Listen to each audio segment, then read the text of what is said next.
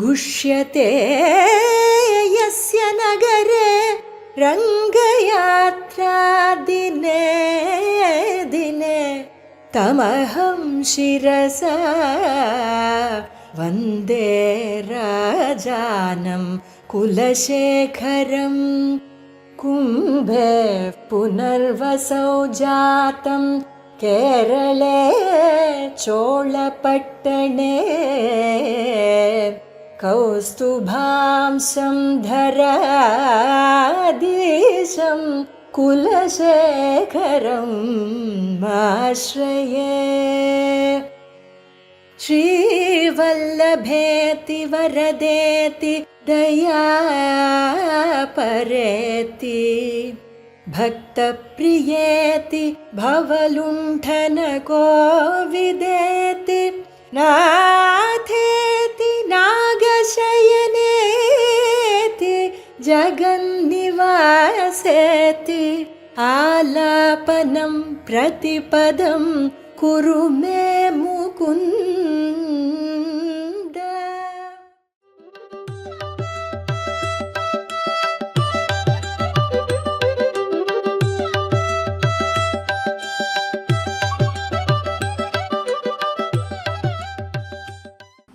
முகுந்த மாலை ஆறாவது பாசுரம்.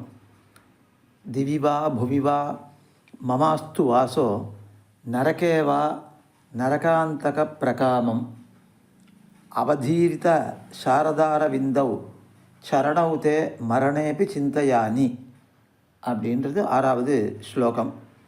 இதுக்கு அர்த்தம் திவிவா புவிவா, ஸ்வர்கலோகத்திலையாவது இருக்கட்டும் வாசம், இல்லை பூமியிலேயாவது இருக்கட்டும், மமாஸ்து வாசகா. அப்போ திலோகத்திலேயோ பூலோகத்திலேயோ மமாஸ்து வாசகா, எனக்கு வாசம் இருக்கட்டும். நரகேவா, நரகத்தில் வேணாலும் இருக்கட்டும் வாசம், எனக்கு அதை பற்றி கவலை இல்லை. நரகாந்தக, நரகாசுரனை முடித்தவனே, அல்லது நரகத்தை நரகவாய் கீண்டாயினி நரகவாய் கீண்டாயும் நீன்னு ஆழ்வாருடைய திருவாக்கு. அதனால் நரகத்துக்கு போகிற வாசலையே எங்களுக்கு அறுத்து விட்டாய் என்று எம்பெருமானை சொல்கிறார். அதனால் நரகலோகத்தை அழிப்பவன் அடியார்களுக்கு என்றும் அர்த்தம் சொல்லலாம். அல்லது ஆசிரித விரோதிகளான நரகாசுரன் போன்றவர்களை அழிப்பவன், அப்போ நரகாசுரனை அழித்தவன் என்றும் அர்த்தம் சொல்லலாம். அந்த அர்த்தமும் அனங்கராஜ சுவாமி காட்டியிருக்கார். நரகாசுரனை அழித்தவன் என்ற அர்த்தத்தையும் காட்டியிருக்கார். பிரகாமம், ஒன்று இஷ்டப்படி எங்கே வேணால் எனக்கு வாசம் இருக்கட்டும், ஆனால் நான் என்ன விரும்புகிறேன், அவதீரித்த சாரதார விந்தவ், அவதீரித்த திரஸ்கரிக்கப்பட்ட சரத்காலத்து அரவிந்தங்கள், அதாவது தாமரைகள், அதை அப்படிப்பட்ட தாமரைகளை உன்னுடைய திருவடிகள். அப்படின்னா அந்த சரத்காலத்தில் மலர்ந்த தாமரை மிகவும் அழகாக இருக்கும். அதனுடைய அழகையே திரஸ்கரிக்கக்கூடிய உன்னுடைய திருவடிகள் இருக்கின்றன. அதாவது அதனுடைய அழகை காட்டிலும் மிக விஞ்சின அழகை உடைய உன்னுடைய திருவடிகள் இருக்கின்றனவே, அவைகளை மரணேபி தே சரணோ, அந்த திருவடிகளை மரணேபி சிந்தையானி, மரணத்திலும் நான் சிந்திக்க கடவேன், இதுதான் எனக்கு வேண்டியது என்று குலசேகர ஆழ்வார் முகுந்த மாலையில் பிரார்த்திக்கிறார். இது சப்தத்துக்கு மேலெழுத வாரியான அர்த்தம். இதனுடைய அபிப்பிராயங்களை வியாக்கியானத்தில் அனங்கராஜ சுவாமி காட்டியிருக்கார். திவிவா புவிவா மமாஸ்து வாசகா, திலோகத்திலே ஆகட்டும் இல்லை பூலோகத்திலே ஆகட்டும் எனக்கு வாசம் இருக்கட்டும். அப்போது என்னுடைய வாசத்தை பற்றி எந்த இடத்துல நீ வைக்கிறையோ அது எனக்கு உத்தேசமே தவிர எனக்கா ஒரு தனியாக விருப்பம் கிடையாது அப்படின்னு. இதில் ஏன் நரக்கத்தில் கூட வை, அப்போவும் எனக்கு ஒன்றும் இது இல்லை. அதுக்கப்புறம் அதை திருப்பாவையில் 29ஆம் பாட்டில், அதாவது சித்தஞ்சிறுகாலை பாசுரத்தில் இவ்வர்த்தம் சொல்லப்படுகிறது. அங்கே என்ன சொல்கிறார், எத்தைக்கும் ஏழேழ் பிறவிக்கும் உந்தன்னோடு உத்தோமே யாவோம் அப்படின்னு சொல்கிறார். அப்போ இவர் என்ன அதாவது எம்பெருமானுக்கும் கோபிகைகளுக்கும் ஒரு சம்வாதமானது இந்த பாட்டில் நடக்கிறது. இவர்கள் பறை வேணும்னு கேட்டவாறே எம்பெருமான் ஒரு பறை வாத்தியத்தை கொண்டு அந்த உடுக்கை அடிக்கிறது அந்த வாத்தியத்தை கொண்டு கொடுத்தான். அப்போ உடனே கோவிந்தா என்று சொல்கிறான். சித்தஞ்சிறுகாலே வந்துன்னை சேவித்து உன் பொத்தாமரையடியே போத்தும் பொருள்களாய் பெத்தம்மே துண்ணும் குலத்தில் பிறந்து நீ குத்தேவலங்களை கொள்ளாமல் போகாது இத்தைப்பறை கொள்வான் அன்னுகான் கோவிந்தா அப்படின்னு இங்கே சொல்கிற. உன்னிடத்துல கைங்கரியத்தை யாசித்து வந்தோம்னு சொல்கிறா. குத்தேவல் எங்களை கொள்ளாமல் போகாது. அப்போ நீ இறைவா நீ தாராய் பறைன்னு கீழ்ப்பாட்டில் நான் சொல்லியிருக்கேன். அதனால் பரவாத்தியத்தை கொடுத்தா இல்லை கைங்கரியத்தை தான் நாங்கள் விரும்பினோம். நீ என்ன நினச்சிட்ட? இந்த பறை வாத்தியம்தான் நாங்கள் விரும்பினோம்னு நினச்சிட்டுருக்க. அதை சொல்கிறா. இத்தை பறை கொள்வான் அன்னுகான் கோவிந்தா. இந்த பறை வாத்தியத்தை நாங்கள் கொள்ள நினைக்கவில்லை. இப்போ கோவிந்தா கோக்களின் இது எம்பெருமானே ஒரு விதமாக பரிகாசம் பண்ணுற வார்த்தை அது. நீ கோக்களின் பின்னே போய் அந்த கோக்கள் மாதிரியே யதாஸ்ருத கிராகியாக இருக்கிய. அப்போ உள்ளதை என்ன சொன்னமோ அது சப்தார்த்தம் மட்டும் கிரகிக்கிறியே, தாத்பரியம் கிரகிக்க வேண்டாமா? அதனால் நாங்கள் இந்த வாத்தியத்தை அவங்ககிட்ட யாசித்து வந்தோம். பறைன்னு மறைத்து சொன்னோம். பறைன்றது நாங்கள் கைங்கரியத்தை விரும்புகிறோம். உன்னோட எல்லா காலத்துலேயும் உனக்கு சர்வதேச சர்வகால சர்வாவஸ்தோச்சித சகல கைங்கரியங்களையும் தான் நாங்கள் பிரார்த்தித்து வந்தோம் அப்படின்னு அவ சொல்கிறார். அதனால் கோவிந்தா இதை நீ தெரிந்து கொள்ளாமல் போனிய. ஏன்னா மாடுகளின் பின்னே போய் உன்னுடைய திருவுள்ளமும் மாடுகளை போல அது அர்த்தங்களை உள்ளபடி நீ புரிந்து கொள்ளவில்லை. எங்களையும் எங்கள் பிராப்பியத்தையும் மறந்தாற் போல உன்னையும் உன் பிறவியையும் மறந்தாய. அப்போ கோவிந்தான் ஒரு விதமாக இகழ்ச்சியாக சொன்னாலும் இன்னொரு விதத்தில் கொஞ்சம் தங்களுக்கு அவன் புருஷார்த்தத்தை தர வேணும் என்பதை உறுத்தி சொல்லுவதற்காகவும் கோவிந்தா, அதை ஒரு திருடம் பண்ணுவதற்காகவும் கோவிந்தான்னு சொல்கிறார். நீ பெத்தம்மை துண்ணும் குலத்தில் பிறந்த கோவிந்தா, பூமியை எடுத்து ரட்சித்தாயே மகாவராகமாக. அந்த மகாவராகம்னு நீ நினைக்கிறியா? இல்லை. அல்ல மகாபலியினிடத்தில் நீரேற்ற வாமனனாக பூமியை உனக்காக ஆக்கி கொண்டாயே அப்படின்னு நினைக்கிறியா? அதுக்கப்புறம் சப்தராசியை பிரித்தெடுத்த ஹம்சரூபியான அவதாரம் அப்படின்னு ஒன்று நினைக்கிறியா? இல்லை. இதெல்லாம் உன்னோட வேஷம் இல்லை. இப்போ அதுக்கப்புறம் ஹயக்ரீவ வேஷமாக ஒன்றை நினைக்கிறியா? அப்படி வேதங்களை கொடுத்தவன் அப்படி ஆதித்யாந்தர்வர்த்தியாக நீ இருக்கேன்னு நினைக்கிறியா? அப்படியெல்லாம் இல்லையே. அறிவில்லாத பசுக்களுக்கு நிர்வாககனாக பிறந்து ஆயர் சிறுமியரான எங்களுக்கு உதவுறதுக்கு தானே வந்திருக்கேன். அதுதான் உன்னுடைய பிறவியினுடைய நோக்கம். அப்படி இருந்தும் ஆயர் சிறுமியரான எங்களுக்கு நீ உதவவில்லை என்றால் அதை போல் பரவியூகாதிகளை போல தானே இப்போவும் நீ பரத்துவம் காட்டினவனா ஆயிடுவாய். அதனால் பரவியூகாதிகளையும் யாதவ வம்சத்தையும் விட்டு, யாதவ வம்சம் கூட க்ஷத்திரிய வம்சம், அதையும் விட்டு இடைச்சேரியிலே சுலபனாக வந்தாயே. அப்போது எங்களுக்கு நீ அருள் பண்ணலைன்னா உன்னுடைய பிறவி விபலமாக ஆயிடாதா?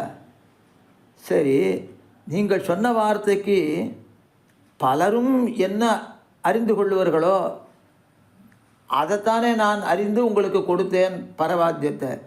அப்போ எனக்கு தாத்பரிய ஞானம் இல்லைன்னு சொல்கிறீங்களே, அது என்ன காரணம் அப்படின்னு பெருமான் கேட்டான்.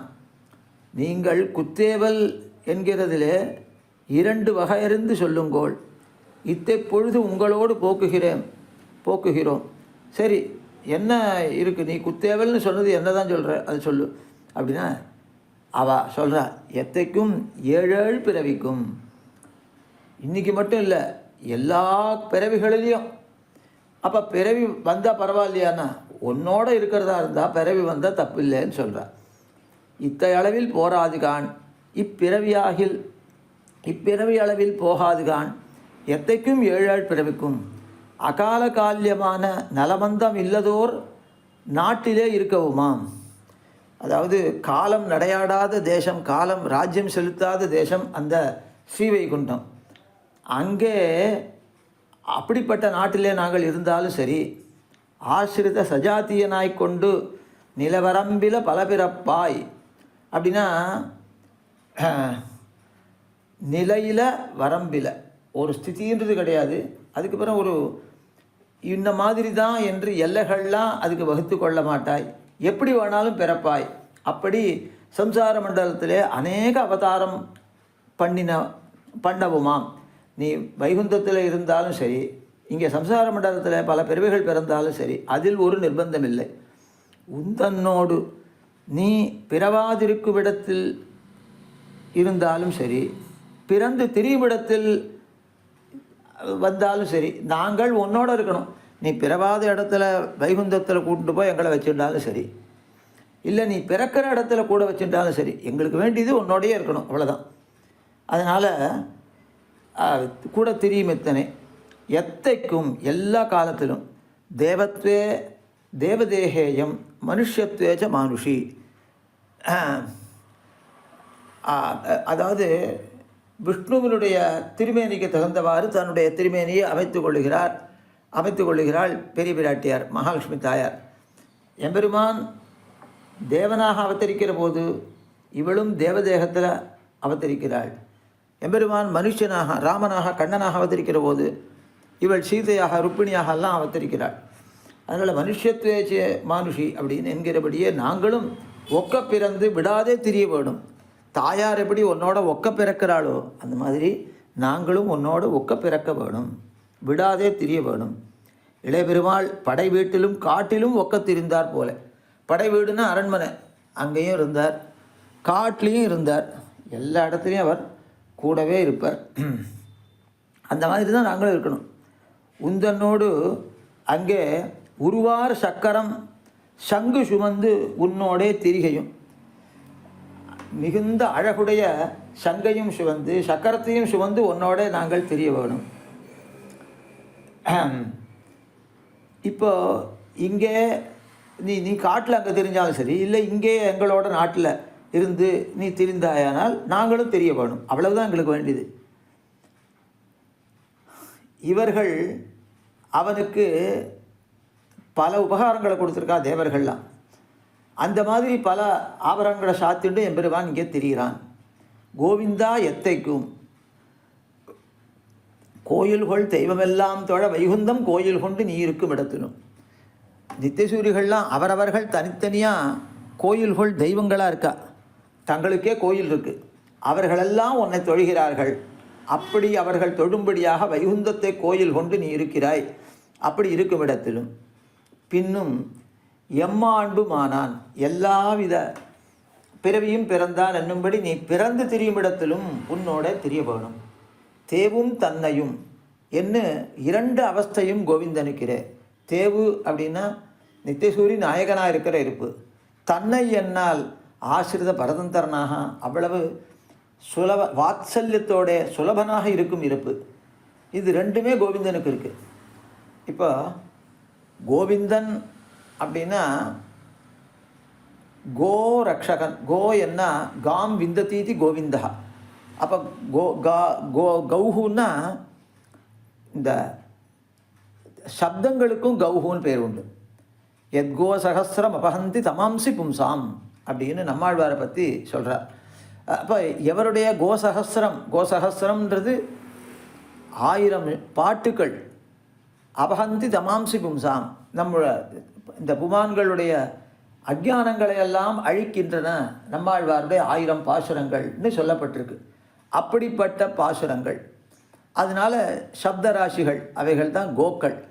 அதை விந்ததி ரட்சிக்கிறான் என்றால் எம்பெருமான் ஹயக்ரீவனை அவதாரம் பண்ணி இந்த வேதங்களை ரட்சிக்கிறான். அப்புறம் மதுகைடபர்கள் அபகரித்து கொண்டு போன போது அப்போ மதுசூதனனாக கைட்டபாரியாக எம்பெருமான் அவர்களை வதம் பண்ணி பிரம்மாவுக்கு வேதங்களை திருப்பி கொடுத்தான். ஹம்சரூபியாக அவதரித்து வேதங்களை ரட்சித்தான். இப்படி அந்த சப்தங்களை ரட்சிக்கிறவன், அது பகவானுடைய பரத்துவத்தை காட்டுறது. அப்புறம் காம் விந்த தீதி கோவிந்தா அப்படின்னா, கோ அப்படின்னா பசுமாடுன்னு அர்த்தம். அவ்வளவு எளியவனாக கண்ணனாக அவதரித்து பசுமாடுகளை ரட்சித்தான். அதுதான் தேவும் தன்னையும். தேவுன்னா பரத்துவம், தன்னைனா சௌலபியம். அது ரெண்டையும் உடையவன் கோவிந்தன். அப்போ கோக்களை ரட்சிக்கிறவன் என்பதனாலே வேதங்களை ரட்சிக்கிறவன் ஒரு அர்த்தம், அப்போ பரத்தும் தெரியுது. அப்புறம் மாடுகளை ரட்சிக்கிறவன்றதுனாலே சௌலபியம் தெரியுது. அதனால் கோவிந்தன் என்ற சப்தம் அவனுடைய பரத்துவத்தையும் காட்டுறது, வேத ரட்சகனாக இருக்கிறதுனால. அவனுடைய சௌலபியத்தையும் காட்டுறது அந்த மாடுகளை ரட்சிக்கிறதுனால. அதனால் கோவிந்தனுக்கிறே. அப்படிப்பட்ட கோவிந்தனுக்கு நாங்கள் என்ன பண்ணோம்? உத்தோமேயாவும், உறவினர்களாக ஆவோம். அப்படின்னா சர்வவித பாந்தவமும் உன்னோடையாக வேணும். ஒரு உறவை குறித்து அது உண்டாக வேணும் என்று சொல்லலை. ஏன்னா ஒன்றை விசேஷிக்கல் அல்லாதவை இல்லையாம் என்று. ஏதோ ஒரு உறவை உன்னோட நாங்கள் உன்னுடைய பாரியையாக இருக்கணும், உன்னுடைய தங்கைகளாக இருக்கணும், இப்படி ஏதாவது ஒன்று சொல்லிவிட்டா அது மட்டும் தான் கிடைக்கும். ஆனால் எம்பெருமான் ஒரு விதமாக இல்லை, 9 விதமாக ஜீவர்களோட உறவு கொண்டிருக்கான்றதை சாஸ்திரம் சொல்கிறது. பிதாச்ச ரக்ஷகா சேஷி பர்த்தா ஞேயோ ரமாபதி சுவாமி ஆதாரோ மம ஆத்மாச்ச போக்தாச்ச ஆத்யமனூதிதா என்று நவவித சம்பந்தம் என்ற கிரந்தத்தில் பிள்ளலோகாச்சாரியருடைய திருவாக்கு இது. முதல் ஸ்லோகம் அந்த நவவித சம்பந்த கிரந்தத்தில் அஷ்டாதச ரகசியத்தில் இருக்குது. அதாவது பிதா, பகவான் பிதாவாக இருக்கான். அப்போ ஜீவாத்மாக்கள் எல்லாம் புத்திரர்களாக இருக்கும். ரக்ஷகா, பகவான் ரக்ஷகனாக இருக்கான், நாமெல்லாம் ரட்சியர்களாக இருக்கோம். சேஷி, பகவான் அதிசய பாக், அதிசயங்களை நம்மாலே மேன்மையை அடையிறவன். நம்ம அதிசய ஆதாயகர்கள், நம்ம சேஷர்களாக இருக்கோம். பகவான் சேஷி, நாம் சேஷர்கள். அதுக்கப்புறம் பிதாச்ச ரக்ஷகா சேஷி பர்த்தா, பகவான் நம்மளை பரிக்கிறவன். அதாவது பர்த்தான்னா அந்த கௌசல்யா லோகபர்த்தாரம் சுஷுவேயம் மனஸ்வினின்னு பிராட்டி லோகபர்த்தாவான பகவான் ராமபிரானே பிரசவித்தாள் கௌசல்யன்னு சொல்கிறார். அதனால் உலகத்தில் இருக்கிற எல்லாருக்குமே மாமியார் தான் அந்த கௌசல்யா. ஏன்னா ராமபிரான் உலகத்துக்கே பர்த்தா அப்படின்னு சொல்கிறார். அதனால் பகவானுக்கு எல்லாருமே பாரிய உறவு உடையவர்கள். அதனால் அனன்யார்க சேஷபூதர்கள்னு அர்த்தம் அதுக்கு. அதனால் பாரியா ஒருத்தனுக்கு மட்டும்தான் உரியவள். அந்த பர்த்தாவுக்கு பல பாரியைகள் இருக்கலாம், ஆனால் பாரியைக்கு ஒரே ஒரு பர்த்தா தான். அதனால் அத்தனை ஜீவர்களுக்கும் ஒரே பத்தியானவன் பகவான். அதனால் அந்த பதி பத்னி சம்பந்தம் அது சொல்லப்படுறது. அந்த சம்பந்தமும் இருக்குது. பிதாச்ச ரக்ஷகா சேஷி பர்த்தா. அப்புறம் அது உகாரத்தால், திருமந்திரத்தில் உகாரத்தால் பர்திருபாரியா சம்பந்தம் சொல்லப்படுறது. பர்த்தா ஞேயோ ரமாபதி, மகாரத்தாலே அந்த பகவான் ஞேயன்னு சொல்லப்படுறான். ஜீவாத்மா ஞாத்தான்னு சொல்லப்படுறான் மகாரத்தாலே. அப்போ ஜீவாத்மா ஞாத்தாவாக இருந்தால் பகவான் என்பவன் ஞேயன். நாம் அறியக்கூடிய பொருள்களெல்லாம் வெவ்வேறாக இருக்கின்றனவே, பகவான் ஒத்தந்தான் ஞேயனான்னா எல்லாவற்றிலும் அந்தரியாமையாக இருக்கிறதுனால. இப்போது திரவியங்களாக இருந்தால் அந்தரியாமையாக இருக்கான், குணக்கிரியைகளாக இருந்தால் அதுகள் சார்ந்த ஒரு திரவியத்துக்கு அந்தரியாமையாக இருக்கான். எப்படி இருந்தாலும் அறிவு என்றது எங்கே பூர்த்தியாகுது? பகவான்கிட்ட போய் நின்னால் தான் பூர்த்தியாகுது. அதனால் அறியப்படும் பொருள் அப்படின்னா எல்லாமே பகவானே கடைசியான பொருளாக உடையது. அப்போ அத்திரவியங்களாக இருந்தால் திரவியத்வாரா பகவான் இடத்துல போய் நிற்கிறது, அந்த திரவியாந்தரியாமின்னு நிற்கிறது. அப்போ திரவியங்களாக இருந்தால் சாட்சாத் அந்தரியாமின்னு போய் நிற்கிறது. அதனால் நிற்கின்றதெல்லாம் நெடுமால் என்ன உணர வேணும், அதுதான் ஞானம் அப்படின்னு திருமழிசை பிரான் அருள் செய்கிறார். நிற்கின்றதெல்லாம் நெடுமாலன் நோராதார் கற்கின்றதெல்லாம் கடை. மற்ற ஏதோ கல்விகள்லாம் பகவானை அந்தரியாமி தெரிந்து கொள்ளாத கல்விகளெல்லாம் வெறும் வியர்த்தம் அப்படின்னு சொல்கிறார். அதனால் ஞானம் என்றாலே பகவானைத்தான் விஷயீகரிக்கிறது.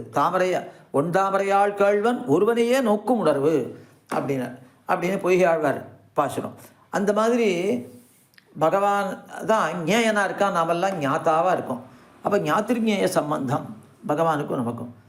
பிதாச்ச ரக்ஷகா சேஷி பர்த்தா ஞேயோ ரமாபதி, இப்படி இருக்கிறவன் ரமாபதியானவன். 5 சம்பந்தம் ஆச்சு. சுவாமியாக இருக்கான், நாமெல்லாம் சொம்மா இருக்கோம். அப்போ பகவான் தான் உடையவன், நாமெல்லாம் உடைமை பொருள் அப்படின்ற அர்த்தம் பகவானுக்கும். அந்த சம்பந்தம் நமக்கும் பகவானுக்கும் உண்டு. ஆதாரா, பகவான் ஆதாரனாக இருக்கான், நாமெல்லாம் ஆதேயமாக இருக்கும். அந்த சம்பந்தம் உண்டு, ஆதார ஆதேயபாவ சம்பந்தம். மம ஆத்மாச்ச, ஆத்மானா வியாபகன், உள்ளிருந்து வியாபிக்கிறவன், நாமெல்லாம் வியாபியம். அதனால் வியாபக சம்பந்தம் அதுவும் இருக்குது. போக்தாச்ச, போக்தா, நாமெல்லாம் போக்கியமாக இருக்கோம், பகவான் போக்தாவாக இருக்கான். அப்போ ஈஸ்வர லாபம் சேத்தனனுக்குன்னு சாஸ்திரங்களில் மேலட தோத்தர அர்த்தம். சேதன லாபம் ஈஸ்வரனுக்கு அப்படின்றதான் உண்மையான அர்த்தம். அப்போ சேத்தனனை அடைந்து அவனை அனுபவிக்கிறான், தான் அனுபவிக்கிறான் பகவான். அதனால் அகமன்னம் அகமன்னம் அகமன்னம் அன்னு சாஸ்திரம் சொல்கிறது. அதனால் பகவானுக்கு நான் அன்னம்னா அன்னம் போலே போக்கியம். அப்போ போக்கியம் போக்கியம் போக்கியம்னு 3 தடவை சொல்கிறது. அதனால் பகவானுக்கு போக்திருத்துவம், ஜீவாத்மாக்களான நமக்கு போக்கியத்துவம் அப்படின்னு சாஸ்திரார்த்தம். அப்படி இவ்வளவு 9 சம்பந்தங்கள் இருக்குது. அதனால் அந்த பிதாபுத்திர சம்பந்தம் தொடங்கி போக்திரு போக்கிய சம்பந்தம் வரையிலும் 9 சம்பந்தங்கள். அப்படி அதை உணரும் பிறவிகளாக நாங்கள் ஆக வேணும். அப்போ உணரக்கூடியவர்களாக எப்போவுமே அந்த 9 சம்பந்தம் இருக்குது. அதை ஜீவன் உணர்ற சேதனை, அதனால பகவானுக்கு ஆனந்தம் ஏற்படுறது ஜீவன் உணர்கிற போது தான். அதனால் இப்பொழுது உணர்ந்து சொல்லுகிறார்கள், உன்னோட எல்லா சம்பந்தமும் எங்களுக்கு உண்டாக வேணும் என்ன. அதனால் சர்வவித பாந்தவம் உந்தனோடு உத்தோமேயாவும், சர்வவித பாந்தவமும் உன்னோடே ஆக வேணும். ஒரு உறவை குறித்து அது உண்டாக வேணும் என்ன தொழிந்தது ஒன்னை விசேஷிக்கல் அவை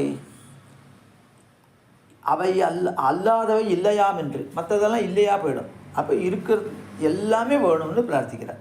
எல்லா உறவும் நீயே ஆக வேணும். உத்தோமே யாவோம், நீ காட்டுக்கு போக மூச்சடங்கும் உறவு உண்டாக வேணும். நீ காட்டுக்கு போனால் மூச்சடங்கினான் தசரதன், அந்த அளவு ஒரு பாந்தவியம் மனசில் இருக்குது அவனுக்கு. அந்த மாதிரி உறவு எங்களுக்கு உண்டாகணும். அசலூரில் வளர போக பூண்டும் புலம்பும் உறவும் உண்டாக வேணும். இப்போ நீ வேறு ஊரில் வளர்றச்சே அப்போ என்ன ஆகுது, இங்கே தேவகி வசுதேவர்கள் புலம்புறார்கள். இப்போ அவர்கள் மதுரா நகரத்தில் இருக்கா, நீ திருவாய்ப்பாடியில் வளர்கிறாய். அப்போ அவள் ஒன்றை நினச்சி புலம்புறா. அப்போ அந்த மாதிரி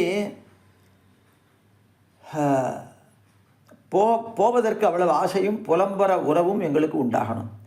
நீ அபிமத வஸ்துக்களை விஞ்சி விநியோகம் கொண்டால், நீ உனக்கு விருப்பமான வஸ்துக்களை மிகவும் விநியோகம் கொண்டால், பெறாதொழியில் பொறாதொழியில் செய்வதன் என்று வயிறு பிடித்து கொள்ளும் உறவு உண்டாக வேணும். யசோதைக்கு அப்படி தான் உறவு உண்டாச்சு. ஐயோ இந்த குழந்தை அதிகமாக வெண்ணெயை சாப்பிட்டா அது என்னவாயிடும், வயத்துக்கு கேடு வருமே என்று நினைத்து பயப்பட்டாள். அதனால தான் கட்டி வைக்கிற அவனை. அந்த மாதிரி அவ்வளவு நெருக்கம் இந்த யசோதைக்கு உன்னோட.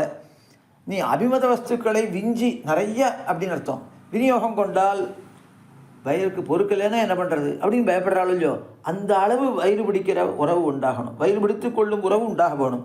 நீ நில்லுங்கோள் என்று நீ நில்லுங்கோள் என்றால் நீர் பிரிந்த ஜந்துக்களைப் போல துடிக்கும் உறவு உண்டாக வேணும். இப்போ நில்லுன்னு சொன்ன உடனே ஜலான்மத்யா விவோத்ருதவ் அப்படின்னு இளைய பெருமாள் சொன்னார். அதனால் நச்ச சீதா துவயா ஹீனா நச்ச அகமபி ராகவ முகூர்த்தமப்பி ஜீவாவோ ஜலான்மத்யா விவோத்ருதவ் அப்படின்னு சொல்கிறார். அப்போ என்ன அர்த்தம், நானாக இருந்தாலும் சரி ஜானகியாக இருந்தாலும் சரி 2 பேரும் ஒன்று பிரிந்து வாழ மாட்டோம். அப்போ உண்மையாலே ஒரு கொஞ்ச காலம் வாழ்வோம். அப்படி நீ பிரிஞ்சுட்டீன்னா எப்போ உன் மனசாலேயே நீ எங்களை பிரித்து விட்டா என்று தெரிந்து கொள்ளும் அளவு. எப்படி ஜலத்திலிருந்து கரையில் எடுத்து போடப்பட்ட மத்சியமானது நீர் பசை கொஞ்ச நாள் இருக்கும், அது வரையும் துடிக்கும், அப்புறம் தான் அது மரணம் அடையும். அந்த மாதிரி உன் மனசினாலேயே பிரித்தா என்கிற ஞானம் எங்களுக்கு ஏற்படும் வரை நாங்கள் வாழ்ந்திருப்போம். அதுவும் இல்லை, நீ உன் மனசாலேயே பிரித்தா என்று தெரிந்தால்தான் பிராணன் போகும் எங்களுக்கு. அந்த அளவு உன்னிடத்தில் நெருக்கமுடையவர்கள், உன்னை பிரிந்து வாழ முடியாதவர்கள் என்ன அந்த இளைய பெருமாள் சொன்ன அந்த உறவு எங்களுக்கு உண்டாக வேணும். அதுக்கப்புறம் நீ பாம்பின் வாயிலே விழுந்தாய் என்றால் பிணம்பெடும்படியான பாந்தவம் வேணும். பாம்பின் வாயில் விழுந்தாயின உடனே கோபிகைகள் பலரும் அப்படியே விழுந்து மரணமடைந்தார்கள். காளியன் வாயில் விழுந்தான்னு அந்த அளவு பந்துத்துவம் உண்டாகணும். கழிந்த பிழைகளுக்கு காப்பீடு உறவு வேணும். ஐயோ கீழெல்லாம் அந்த காலத்துலலாம் நான் என் தலையை மடுக்கலையே, நீ எவ்வாறு நடந்தனே அம்மீர் ஆவாவோ அப்படின்னு ஆழ்வார்கள்லாம் பாசுரம் பாடுறான். அந்த கடும் காட்டில் அவ்வளோ வெயிலில் நடந்தையே, அப்போது என் தலையை மடுத்து என் தலையை கீழே வைத்து என் தலையிலே நீ ஏறி கொள்ளும்படி நான் இல்லாது போயிட்டேனே அப்படி ஒரு கீழே நடந்ததுக்கெல்லாம் வருத்தப்படுறா. அதனால் அந்த அளவு ஒரு உறவு அவளுக்கு இருந்ததே, அந்த மாதிரி உறவு உண்டாகணும். எங்கள் வீட்டிலே இட்ட ஆசனத்தை ஊன்னி பார்க்கும் உறவு உண்டாக வேணும். இது விதுராழ்வானுக்கு இருந்தது. சம்ஸ்பிருஷன் ஆசனம் சௌரேகே விதுரஸ்ஸ மகாமதிஹி அப்படின்னு மகாபாரதம் சொல்கிறது. இப்போ பொய்யாசனம் விட்டான் துரியோதனன் தன் சபைக்கு பகவான் வந்தபோது, அந்த மாதிரி இங்கே நம்ம வீட்டுக்கு தான் வந்திருக்கான், நாம் தான் ஆசனம் போட்டிருக்கோம், இருந்தாலும் நான் துரியோதனுடைய சம்பந்தியாச்சே, எனக்கும் கெட்ட எண்ணம் இருக்கோ என்னமோ அப்படின்னு தானே தன்னுடைய தாம் போட்ட ஆசனத்தை தடவி பார்க்குறாரு, எங்கேயாவது முள் இருக்குமோ என்னமோ அப்படின்னு சொல்லிட்டு. அந்த அளவு உறவு அவருக்கு விதுராழ்வானுக்கு இருந்தது. அதுக்கப்புறம் விட்டணைக்க தேடில் வெளுக்கும் உறவு உண்டாக வேணும். அப்போ பிராட்டியை அணைக்கிற போது நம்மாழ்வாருக்கு அவரை விட்டு அப்போ தானே ஆலிங்கன தார்டியத்துக்காக கொஞ்சம் கையை நிகழ்த்து திருப்பி அணைச்சா அப்போ கூட அந்த தேகம் வெளுத்துருமா. அந்த அளவு ஒரு நெருக்கமான உறவு அது வேணும். கோவிந்தா உந்தன்னோடு நீ யார்? மாதா பிதா பிராதா நிவாசா சரணம் சுஹ்ருத் கதிர் நாராயணா என்கிறபடியே அவரே இனி ஆவார், எல்லாமே நீதான் அப்படின்னு ஆக வேணும். அப்படி உத்தோமே சம்பந்தம் உண்டாயிருக்க செய்து 10 மாதம் பிரிந்திருத்தல், 14 ஆண்டு பிரிந்திருத்தல், 16 ஆண்டு பிரிந்திருத்தல் செய்ய ஒண்ணாது. பிராட்டி 10 மாதம் பிரிந்தாள், பரதாழ்வான் 14 ஆண்டு பிரிந்தான். அப்படி 16 ஆண்டு அது ஆரோ சரித்திரத்தில் வந்திருக்கணும். அவர்கள் பிரிந்திருந்தார்கள்னு அந்த மாதிரி ஆகக்கூடாது, ஒரு க்ஷணம் கூட நாங்கள் பிரியக்கூடாது என்று பிரார்த்திக்கிறார். அதனால் அப்படி ஒன்றை நாங்கள் எப்பவும் மறக்காமல் இருக்கணும். தாமரையினுடைய ஒரு அழகை, சரத்கால தாமரை மிகுந்த அழகாக இருக்கும், அதை விஞ்சி இருக்கிற அழகுடைய உன் திருவடிகளை நான் மறக்கவே கூடாது. மரணேபி சிந்தையானி, மரணத்திலும் சிந்திக்க கடவேன். மரணத்தில் எல்லாமே மறந்து போகும், லோக விஷயங்கள் கூட மறந்து போகும். அப்படி இருக்கிற காலத்துலேயும் உன் திருவடிகளை நான் மறக்கக்கூடாது. அப்படி ஒரு உறவுனாலே பிரார்த்திக்கிறார். இப்போ திருப்பாவையில் எந்த இடத்துல நீ வைத்தாலும், உன்னிடத்துல நீ எந்த பெருமை பிறந்து எங்களை வச்சுருந்தாலும் என்ன பண்ணணும், உன்னோட சேர்ந்து இருக்கணும் நாங்கள் அப்படின்னு இருக்காளு. அதுமாரி இங்கே ஆழ்வார் திலோகத்திலேயோ பூலோகத்திலேயோ நரகத்திலேயோ எனக்கு வாசம் இருக்கட்டும், உன்னுடைய நினைவு எனக்கு மறக்கக்கூடாது அப்படின்னார். இந்த இடத்துல நரகாந்தகன்னு ஒரு சப்தம் இருக்குது. நரகேவா நரகாந்தக பிரகாமம் அப்படின்னு. பிரகாமம்னா உன் விருப்பப்படி அது வேணால் ஆகட்டும் எங்களுக்கு அப்படின்னாட்டும். இப்போ நரகாந்தகன் அப்படின்னா நரகத்தை அழிக்கிறவன் ஒரு அர்த்தமும் இருக்குது, நரகாசுரனை அழித்தவன் அப்படின்னு அர்த்தம் இருக்குது. அப்போ நரகாசுரனை அழித்தவன்றதுக்கு என்ன அர்த்தம் அப்படின்னு கேட்டால், இந்த நரகாசுரன் என்கிறவன் எப்படி உண்டானான்ற சரித்திரத்தை அனங்கராச்சாரிய சுவாமி தம்முடைய வியாக்கியானத்தில் எழுதியிருக்கார். அவன் பகவான் வராகாவதாரம் பண்ணி பூமியை உத்தரித்து கொண்டு வந்தான். அப்போ பூமிக்கும் பகவானுக்கும் ஏற்பட்ட ஒரு சஞ்சோகத்தால் ஒரு பிள்ளை பிறந்தான், அவன் தான் நரகாசுரன். அது அகாலத்தில் ஒரு ஸ்பர்ஷம் ஏற்பட்டு பிறந்த பிள்ளையாகையாலே அசுர குணங்களோடு இருக்கான். அவன் பெரிய அசுரனாக வளர்ந்து பூமியினுடைய பிள்ளை தான் அவன். அப்படி அசுரனாகவே வளர்ந்து பிராக்ஜோதிஷபுரம் என்கிற இடத்துல வாசம் பண்ணுறான். அது துவாரகையிலிருந்து 8000 யோஜனை கடலில் உள்ளே இருக்குது அப்படின்னு புராணம் சொல்கிறது. துவாரகையே நிலபாகத்திலிருந்து பூபாகத்திலிருந்து 800 யோஜனை உள்ளே இருக்குது. அப்படின்னா ஒரு யோஜனைக்கு 10 மைல்னால் 8000 யோஜனை உள்ள 8000 மைல் உள்ளே இருக்குது. அது இப்போது நிலங்கள் சுருங்கினதுனால கிட்ட இருக்கிறாப்புல நமக்கு இருந்துட்டுருக்கே தவிர அந்த மாதிரி ரொம்ப தள்ளி தான் இருக்குது. அதுக்கப்புறம் அங்கேருந்து 8000 யோஜனை தள்ளி பிராக்ஜோதிஷபுரம் இருக்குன்னா 80,000 மைல் தள்ளி இருக்குது. இப்போ போயிட்டு திரும்பி வந்துடுவோம் போனால். அந்த மாதிரி அவ்வளவு மைலே இல்லை பொழுது பூமியினுடைய இதுகள் சுற்றளவு அப்படின்னு பார்க்குறச்சு. அதனால் அந்த புராணங்களில் சொல்லிருக்கிற கணக்குப்படி அது என்னென்னா பூமி அவ்வளவு பெருசாக இருந்ததுனால அவ்வளவு தள்ளி அங்கே கடல்களும் அவ்வளோ தள்ளி இருக்குது. ஏன்னா சப்த தீபங்களும் சப்த சமுத்திரங்களும் பூமியிலே தான் இருக்குதுன்னு சாஸ்திரம் சொல்கிறது. சப்த தீபங்கள் என்கிறவைகள் ஜம்பு பிளக்ஷ குஷ கிரௌஞ்ச சால்மலி ஷார்வரி புஷ்கரான்னு 7 தீபங்கள். இது ஒன்றொன்றையும் சுற்றி ஒரு கடல் இருக்குது. அது உப்பு கடல், தயிர் கடல், தேன் கடல், நெய்க்கடல், கருப்பஞ்சாறு கடல், பார்க்கடல், சுத்த ஜலம் என்ன 7 கடல்கள் ஒன்றொன்றையும் இந்த ஜம்பு பிளக்ஷாதி தீபங்களை சூழ்ந்து இருக்கின்றன.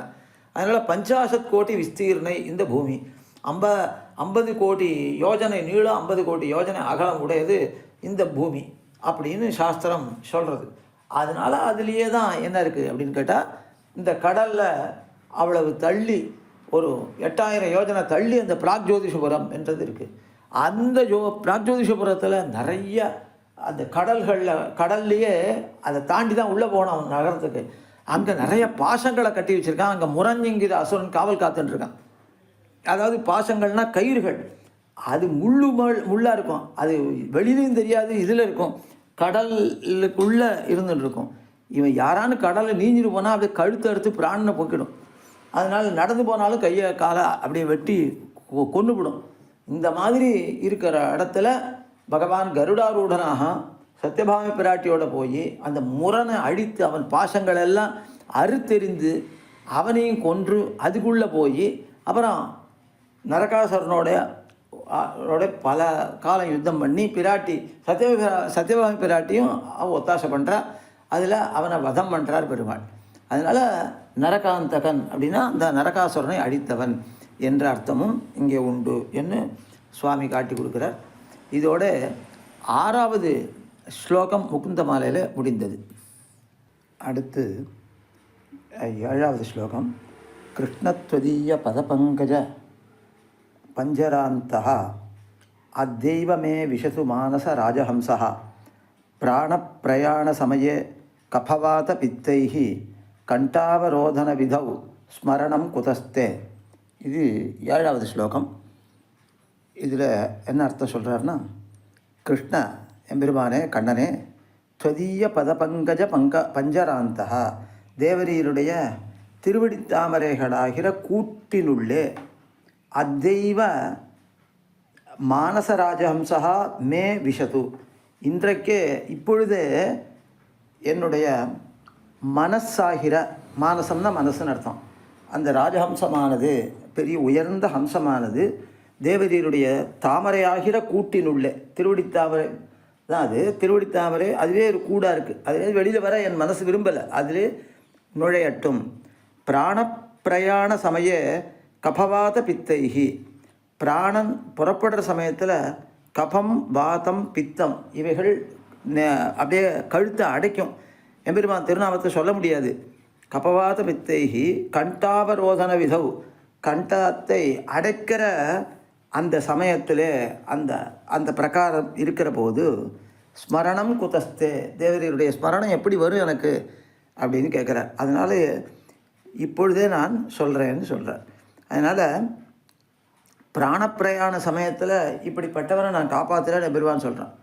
ஸ்திதே மனசி சுஸ்வஸ்தே ஷரீரே சதி யோனரா தாத்து சாமியே ஸ்திதே ஸ்மர்த்தா விஸ்வரூபஞ்ச மாமஜம் ததஸ்தம் பிரியமானந்து காட்டபாஷாண சந்நிபம் அகம் ஸ்மராமி மத்பக்தம் நயாமி பரமாம் கதிம். இது வராக பெருமானுடைய ஸ்லோகம், வராக தர்ம ஸ்லோகம்னு 2 ஸ்லோகங்கள். அவைகள் நமக்கு அவ்வளவு ஆறுதலை கொடுக்கின்றன. ஸ்திதே மனசி சுஸ்வஸ்தே, மனசு ஸ்திரமாக இருக்கிற போது, சுஸ்வஸ்தே நல்ல ஆரோக்கியமாக இருக்கிற போது, ஷரீரே சதி சுஸ்வஸ்தே ஷரீரே சதி அப்படி அனுபவிக்கணும். ஸ்திதே மனசி, அது மனசு ஸ்திதமாக இருக்குது, அதாவது அறிவு நன்னா வந்து போகக்கூடியதாக இருந்துட்டுருக்கு அப்படின்னு அர்த்தம். அது நன்றாக இருக்கிற போது. அப்புறம் ஸ்திதே மனசு சுஸ்வஸ்தே ஷரீரே சதி, நல்ல ஆரோக்கியமாக சரீரம் இருக்கிற போது, சுஸ்வஸ்தே ஷரீரே சதி யோ நரகா, எந்த நரன் தாத்து சாமியே, தாத்துக்களெல்லாம் உடம்பில் இருக்க கபவாத பித்தங்கள்லாம் சமமாக இருக்கிற போது, விஷமமாக எடுத்துன்னா நினைக்க முடியாது, ஏதானும் ஆரோக்கிய கேடு ஏற்படும், உடம்பு படுத்த ஆரம்பிக்கும். அதனால் தாத்து சாமியே ஸ்திதே, அது ஸ்திதமாக தாத்துக்கள் சமமாக ஸ்திதமாக இருக்கிற போது, சமமாக நிலையில் சமமான நிலையில் இருக்கிற போது, ஸ்திதே தாத்து சாமியே ஸ்திதே ஸ்மர்த்தா, ஒரு தடவை ஸ்மரிச்சார்னா போகிறோம், ஸ்மர்த்தா விஸ்வரூபஞ்ச மாமஜம், விஸ்வரூபனான என்னை ஸ்மரித்தானே ஆனார். அவை விஸ்வரூபஞ்ச மாமஜம் ததஸ்தம் மிரியமானந்து, அப்படிப்பட்டவனை, மிரியமானனாக இருக்கிற அவனை, மரண தசையில் இருக்கிற அவனை, காஷ்ட பாஷாண சந்நிபம். காஷ்டம்னா கட்டை, பாஷாணம்னா கல். கட்டைக்கும் கல்லைக்கும் போல சமனாக இருக்கிறவனை காஷ்ட பாஷாண சந்நிபம்னா அவனை போன்று இருக்கிறவன். அந்த கல் கட்டையை போல் இருக்கிறவன் ஒன்றும் பேச முடியாமல் இருக்கான். அப்போது இவனால் என்ன நினைக்க முடியாது, ஆனால் நான் நினைக்கிறேன் அவனை. அகம் ஸ்மராமி மத்பக்தம், நான் நினைக்கிறேன் அந்த பக்தனை. அவன் பக்தின்றது என்ன, ஒரு தடவை நன்னா இருக்கிற போது பெருமாளை நினச்சது தான் அவனுடைய பக்தி. அப்படி இருக்கிறவனை அகம் ஸ்மராமி மத்பக்தம். அப்போ மத் பிரபன்னம்னு அர்த்தம். ஒரு தடவை என் காலை கட்டினவனை அகம் ஸ்மராமி மத்பக்தம் நயாமி பரமாம் கதிம், நான் பரமமான கதியை அடைவிக்கிறேன், அவனை அழைத்து செல்கிற அந்த கதிக்கு அழைத்து செல்கிறேன்னு பகவான் உறுதி கொடுக்குறான். அப்படி எம்பெருமான் பிராணப்பிரயாண சமயத்தில் காப்பாற்றுறேன்னு சொல்கிறார். இப்போ இந்த கண்டாவரோதன விதவு ஸ்மரணம் குதஸ்தே அப்படின்றது நம்மாழ்வாருடைய திருவாக்கில் இருக்கக்கூடிய ஒரு விஷயந்தான் அது. இது திருவாய்மொழி 2ஆம் பத்தில் 9ஆம் திருவாய்மொழியில் 3வது பாட்டு. செய்யேல் தீவினையன்னு அருள் செய்யும் என் கையார் சக்கர கண்ணபிரானே, ஐயார் கண்டமடைக்கிலும் நின்கடல் ஐயாதேத்த அருள் செய் எனக்கே. திருவாய்மொழி 2:9-3 இந்த பாட்டு. இதில் ஈடு சொல்கிறார். ஈடு 36,000 படி வியாக்கியானம். இதில் வாச்சிகமான பேத்தை அபேட்சிக்கிறார். வாக்குனாலே பெறக்கூடிய ஒரு புருஷார்த்தத்தை அபேட்சிக்கிறார். செய்யேல் தீவினையன்னு அருள் செய்யும். கையும் திருவாழியுமாய் பொருந்து இருக்கிறான் எம்பெருமான். அந்த இருப்பு கண்டாயே, நம் பவ்யத்தை கண்டாயே, நம்மை அனுபவிக்கை அழகியதோ, சுத்ர விஷயங்களிலே பிரபடனாய் அனர்த்தப்படுகை அழகியதோ என்ன எம்பெருமான் கேட்குறான் இந்த திருவாழியை வச்சுண்டு. அதனால் திருவாழியையும் என்ன கையில் அனர்த்தப்படுகை அழகியதோ என்ன கையில் திருவாழியையும் பவ்யத்தையையும் காட்டியாயித்து இவருடைய விஷயப்பிராவண்யத்தை தவிர்த்தது. இப்போ இந்த அழகுக்கு ஈடுபடுறையா, இல்லை விஷயங்கள் அனர்த்தாவகங்களான விஷயங்கள் ஈடுபட போறியா என்ன என்னுடைய விஷயப்பிராவண்யத்தை தவிர்த்தான் பெருமான் என்ன ஆழ்வார் சாதிக்கிறார். சாஸ்திர பிரதானாதிகளால் அன்னு, சாஸ்திரத்தில் விதிகள்லாம் இருக்குது. அப்போ நீச்ச விஷயத்தில் ஸ்பர்ஷம் கூடாது, அது பிராவண்யம் கூடாது என்ன. ஆனால் அதுக்கெல்லாம் புத்தி ஒரு அதிலிருந்து அதை கேட்டதுனாலே அது சுந்தர விஷயங்கள்லேருந்து விடுபடலை. ஆனால் எம்பெருமான் தன் அழகை காட்டினவாறே அதிலிருந்து நீங்கள் இந்த அழகு இருக்கிறச்சே அந்த சுந்தர விஷயத்தில் என்ன இருக்குது அப்படின்னு மாறிவிடுறது புத்தி. அதனால் தன்னுடைய திருவாழியின்றி அதனுடைய அழகையும் பவ்யத்தை, தனக்கு இருக்கிற பவ்யத்தை, இவ்வளவு ரொம்ப பணிந்தவனா பகவான் இருக்கான், அதையும் காட்டி ஆயித்து இவருடைய விஷயப்பிராவண்யத்தை தவிர்த்தது. சாஸ்திர பிரதானாதிகளால் அன்று, சாஸ்திர பிரதானம் மற்றபடி அசுர நிராசம் இவைகளாலெல்லாம் அன்று ஐயார் இத்தியாதி. அதனால் இப்படி தன் அழகை காட்டி இவருடைய விஷயப்பிராவண்யத்தை அழித்தான்னு சொன்னார். ஐயா அப்போ ஆழ்வார் எதை விரும்புகிறார் அவன்கிட்டேருந்து, ஐ அப்படின்னா கோழை, அந்த கபம் அடைக்கிறது. ஐயார் கண்டமடைக்கிலும் துக்க நிவிருத்தி வேணும் என்கிறேன் அல்லேன், எனக்கு துக்க விருத்தி வேணும்னு நான் பிரார்த்திக்கலை. துர்கதாவப்பி, துர்கத்தியை நான் அடைகிற போதும் கூட உன் திருவடியை நினச்சிட்டே இருக்கணுன்ற. துர்கதாவப்பி என்கிறபடியே ஏதேனும் உட்கிரமண சமயத்திலும், அந்த இங்கேருந்து வெளியில் புறப்படுற சமயத்திலேயாவது கூட உன் திருவடிகளை நான் இளையாதே ஏற்றும்படி பண்ணி அருள வேணும். உன்னுடைய திருவடிகளை நாம் மறக்காமல் ஸ்தோத்திரம் பண்ணும்படியாக நீ பண்ணி அருள வேணும். செறிந்த ஸ்லேஷ்மாவானது கண்டத்தை அடைக்கலும். அப்படின்னா கெட்டியாக இருக்கிற கபம், அந்த ஸ்லேஷ்மான்றது கண்டத்தை அடைக்கலும். நம்முடைய அந்த கழுத்தை அடைத்தாலும் உன்னுடைய நிரதிசய போக்கியமான திருவடிகளை நான் மாறாதே ஏத்த வல்லே நாம்படி பண்ணி அருள வேணும். நான் மாறவே கூடாது, உன் திருவடிகளிலிருந்து நான் மாறாதே ஏத்த வல்லே நாம்படி பண்ணி அருள வேணும். உட்கிரமண தசை பார்த்திருப்பர் காணும் கோழை பையலார். இவன் எப்போ புறப்பட போகிறான் அந்த உட்கிரமணத்தையே பார்த்துட்டு இருப்பா அந்த கோழை பையலார் அப்படின்றார். கோழை பையலார்ன்றது ஒரு ரசமான அர்த்தமும் இருக்குது, யதார்த்தமும் ஒன்று இருக்குது. கோழையான பையலார் அப்படின்னா அந்த கபமான ஒரு ஒரு தாழ்ந்தவர் அப்படின்னு அர்த்தம். கோழை பையலார்னா. இன்னொரு அர்த்தம் என்னென்னா, இந்த கோழை ஆகிறான்ற யதார்த்தம் இருக்கும் இல்லையா, அது இல்லாத இன்னொரு அர்த்தம் என்னென்னா, கோழைன்னா பயந்தாங்கொள்ளின்னு அர்த்தம். பயப்படுறவன், நேர வரத்துக்கு சாமர்த்தியம் இல்லை, என்னுடைய உத்கிரமண திசை பார்த்துன்றது, நான் சக்தி இல்லாமல் போகிறச்சே என்னை கழுத்தை அடைக்கிறான் அப்படின்னு, அப்படி ஒரு ரசமான ஒரு அர்த்தம் சொல்கிறார் கோழைப்பையலார் அப்படின்னு. கோழைப்பையலார் மிடறு பிடிக்க, கழுத்தை பிடிக்க, நீர் சொல்லுகிற அது ஒரு சுகிருத பலவன்னும் என்ன அருள் செய். சரி, என்ன கேட்குறீர்? உம்மை கபம் நெஞ்சு அடைக்கிறச்ச கூட திருவடிகளை மாறாமல் ஏற்ற வேணும்னு பிரார்த்திக்கிறீரே. சுகிருதம் வந்தால் தானே, நிறைய சுகிருதம் இருந்தால்தானே என்னை நினைக்க முடியும் அப்படின்னு எம்பெருமான் சொல்கிறான். ஆமாம், எனக்கு சுகிருதம் இல்லை, ஆனால் நீ இறங்கலாமே, எனக்கு நீ இறங்கி அருள வேணும் அப்படின்னு பிரார்த்திக்கிற. அருள் செய் அப்படின்ற. இவன் பெற்றிடுவான் என்ன இறங்கி அருள வேணும், இவன் பெறட்டும் அப்படின்னு நீ என்ன இறங்கினா எனக்கு கிடைக்காதா? கிடைக்கும்படி நீ இறங்கி அருள வேணும். இது பின்னை சர்வர்க்கும் பிரயோஜனமாகாதோ என்ன? அப்போ எல்லாருக்கும் பிரயோஜனமாக தான் ஆகும். அப்போ சாஸ்திரத்தில் என்ன நியத்தியை நாம் உலகத்தில் ஸ்தாபிக்க முடியும் அப்படின்னு கேட்டான் பெருமான். இல்லை, எனக்கே இப்படி நான் பிரார்த்திக்கிறேன், யாருமே பிரார்த்திக்கவும் இல்லை. உன்னை பிரார்த்திக்காத போது அவனுக்கு நீ போய் உன்னை காட்டணும்னு நான் சொல்லலை.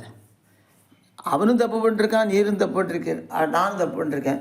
அப்போ தப்பு பண்ணியிருக்கிறச்சே உமக்கு விட்டு நான் காட்சி அளிக்கணும் கடைசியில் அப்படின்னா அது எப்படின்னு கேட்டால், தப்பு பண்ணியிருக்காங்கன்னா நான் பிரார்த்திக்கிறேனே அதையே ஒரு 10 கோடாக ஒரு முன்னோடியாக வைத்து என்ன பண்ணணும், நீ அழைத்து கொள்ள வேணும், நீ என்னை காப்பாற்றி அருள வேணும்.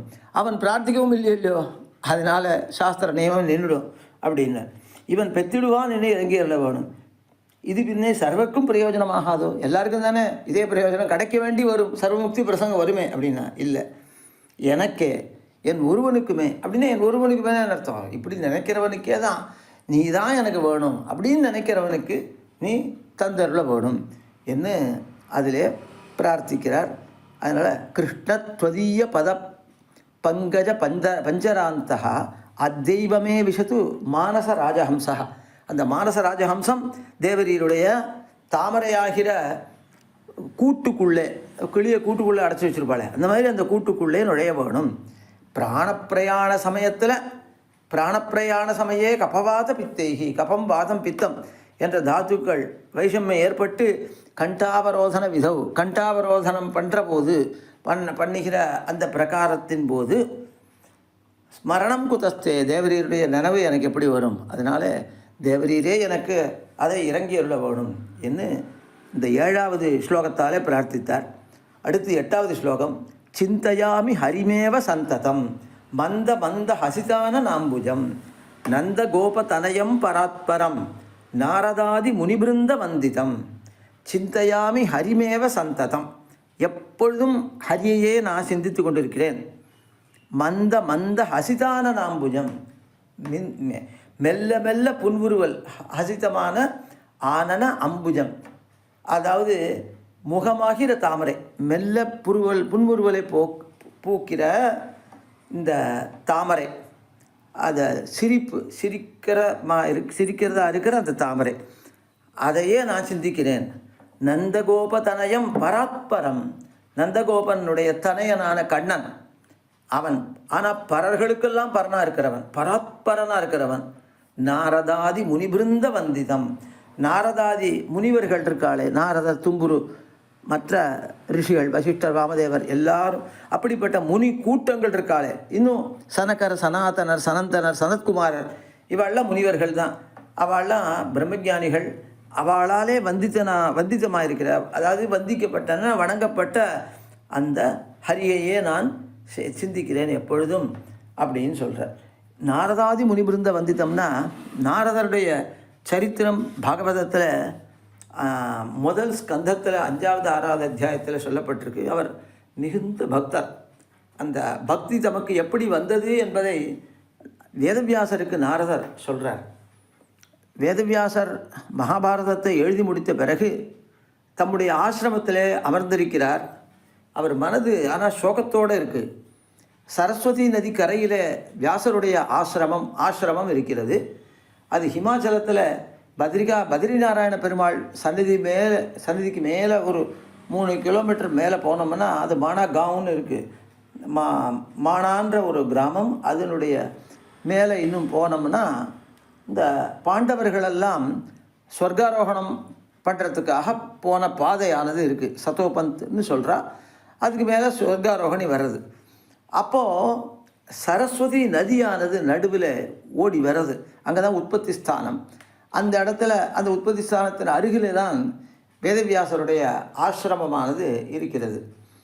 அங்கே சரஸ்வதி நதி உற்பத்தி ஆகிற இடத்துல பெரிய பள்ளத்தாக்கு இருக்குது, பள்ளம் இருக்குது. இங்கே ஒரு மலை இருக்குது, அங்கேயும் மலை இருக்குது. நடுவில் இடைவெளி இருக்குது. அதாவது நடுவில் போக இது முடியாதபடி பெரிய பள்ளம் தான் இருக்கும் அங்கே. இப்போ பாண்டவர்கள்லாம் ஸ்வர்காரோகணம் பண்ணுறதுக்காக மகாபிரஸ்தானம் பண்ணி இதிலிருந்து இந்திரபிரஸ்தத்துலேருந்து அவ்வளோ தூரம் நடந்து இந்த ஹரித்வாரம் வரையும் அப்புறம் மேலே ரிஷிகேசத்தில் ஏறி தேவபரையாகி மேலே ஏறி பத்ரிகாசிரமம் இந்த பக்கம் இந்த சொர்க்காரோகணி பக்கம் போகிறா. அந்த பத்ரிநாராயணனை சேவித்து பத்ரிநாராயணனுக்கும் மேலே இருக்கிற இந்த சதோபந்த் என்ற ஒரு பெரிய ஏரி, அந்த இடத்துக்கு போகிறதுக்கு அப்படியே வந்துட்டுருக்கா. அங்கே பாண்டவர்களெல்லாம் இந்த மலையிலே அந்த மலைக்கு தாவிட்டா. திரௌபதியால் தாண்ட முடியல. அப்பொழுது பீமன் ஒரு பெரிய கல்லை எடுத்து 2 மலைக்கும் நடுவில் அதை வைக்கிறான். அது ஒரே ஒரு பாலமாக அமைஞ்சிடுத்து. திரௌபதி அது வழியாக அந்த பக்கம் வந்துட்டா. அந்த மாதிரி பீமனால் வைக்கப்பட்ட ஒரு பாலம், கட்டப்பட்ட பாலம். கட்டினா ஒரு கல்லெடுத்து வச்சா அவ்வளோதான். அது அந்த அந்த ஒரு பெரிய பத்தர்னு ஹிந்தியில் சொல்லுவாள். அது பீம் பூல் அப்படின்னு சொல்கிறா. அப்போ பீமனுடைய பாலம் அப்படின்ற அர்த்தத்தில் அது இருக்குது. அந்த மாதிரி அவளெல்லாம் அது வழியாக கடந்து போயிடுறா.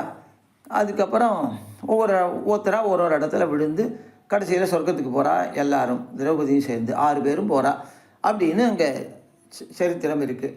இப்போ அதுக்கு முன்னாலேயே வியாசருடைய குகை இருக்குது, வியாசருடைய ஆசிரமம். அதுதான் அந்த வியாசருடைய ஆசிரமத்தில் அவர் ரொம்ப ஒரு வருத்தத்தோடு இருக்கிறச்சு நாரதர் அவரிடத்துக்கு வரார். அப்போ அவரிடத்துல கேட்குறார். நீர் நல்ல உபச்சாரங்கள்லாம் பண்ணுறார் நாரதருக்கு. தேவ ரிஷியான நாரதருக்கு மனுஷ ரிஷியான வியாசர் பண்ணுறார் எல்லா உபச்சாரங்களையும். அப்போது நாரதர் கேட்குறார், நான் எவ்வளோ பெரிய காவியம் படி 1,25,000 ஸ்லோகங்களை அனாயாசமாக பண்ணி அப்படி அமர்ந்திருக்கிறீர். நீர் எப்படித்துக்கு இவ்வளோ வருத்தப்படுறீர்? அதில் மகாபாரதம் அவ்வளோ பெருமை பெற்றது வேறு. தர்மேஜ அர்த்தேஜ காமேஜ மோக்ஷேஜ பரதர்ஷபா எதிஹாஸ்தி ததன்யத்திர என்னேஹாஸ்தி நதத்வச்சித்து என்று சொல்லியிருக்கு.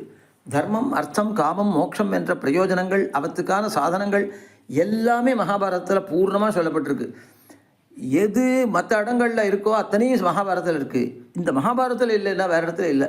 எது அந்நத்திர அஸ்தி தது இஹாஸ்தி என் நேஹாஸ்தி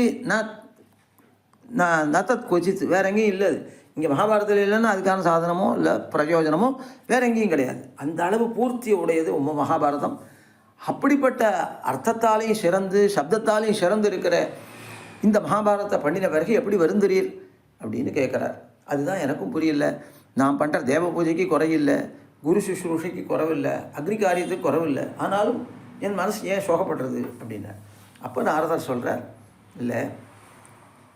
அப்போ அவரே கேட்குறார், திரிலோக சஞ்சாரியாய் சர்வபூதங்கள்லையும் என்ன இருக்குது அப்படின்றத கிரகிக்கிற சாமர்த்தியம் உடையவரான தேவரீர் தான் என் மனசினுடைய சோகத்துக்கு காரணம் சொல்ல வேணும் நாரதரே அப்படின்னு சொல்லி வேதவியாசர் பிரார்த்திக்கிறார்.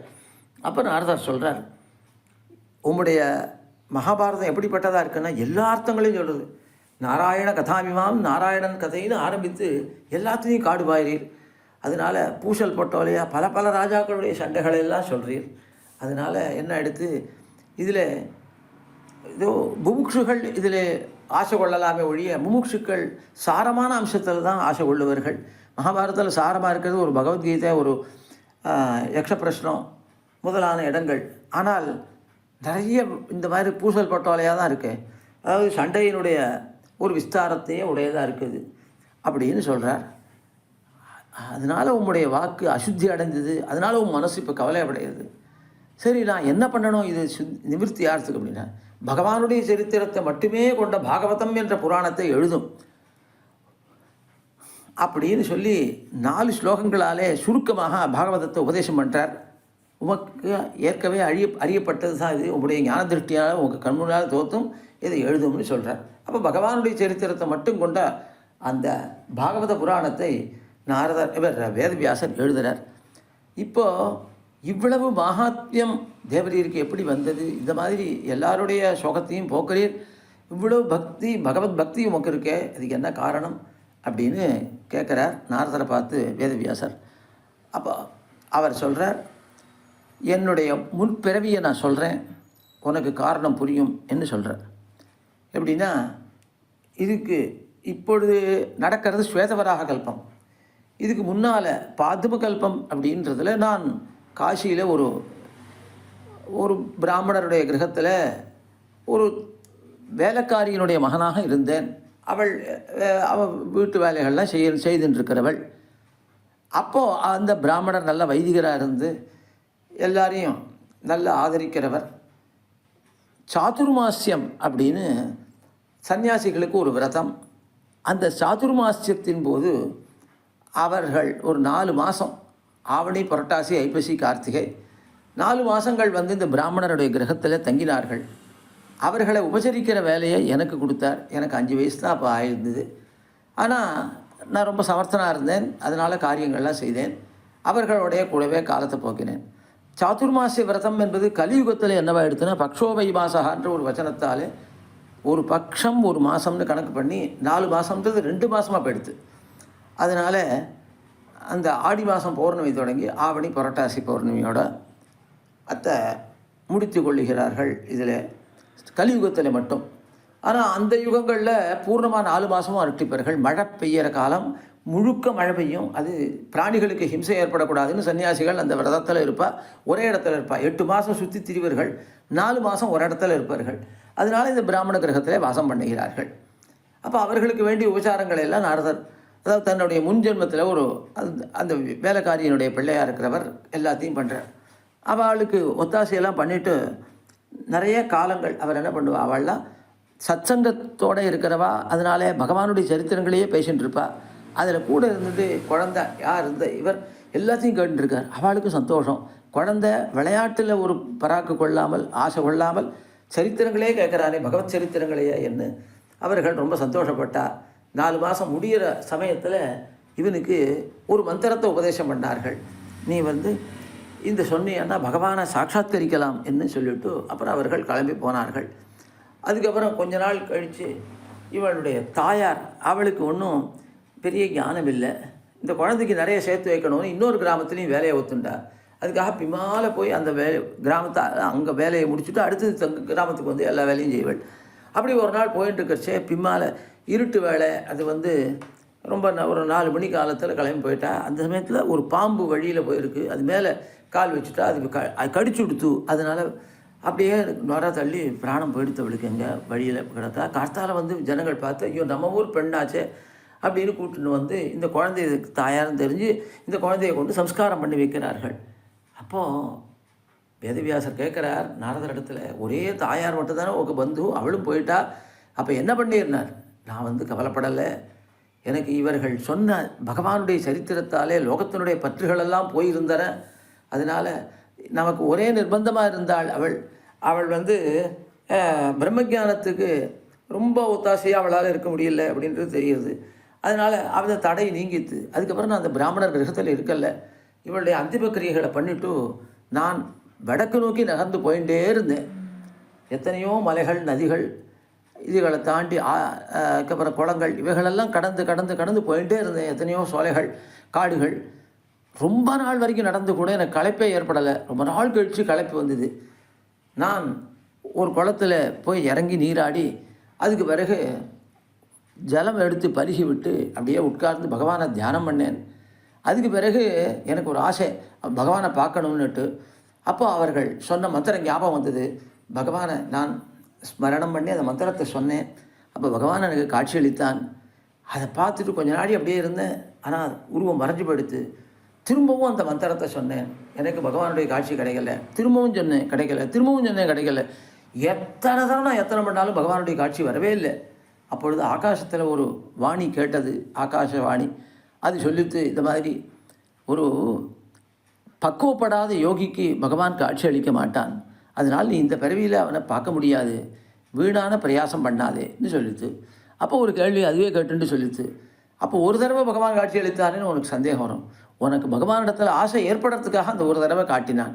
அதனால் நீ யோகியாக மாறணும். நீ இந்த பிறவியை இப்படியே கழித்து விட்டு பிரம்மாவினுடைய நீ பகவானுடைய தியானத்தில் கழி, அதுக்கு பிறகு பிரம்மாவினுடைய சரீரத்தில் போய் சேர்வாய். இந்த கல்பம், இந்த பாத்ம கல்பம் முடியும். அடுத்து வராக கல்பம் வரும், ஸ்வேதவராக கல்பம். அதிலே நீ தேவரிஷியாக பிறப்பாய். அப்பொழுது நீ நினைத்த போதெல்லாம் பகவான் உன் முன்னால் காட்சியளிப்பான்னு சொல்லி அனுகிரகம் பண்ண அவர்கள்.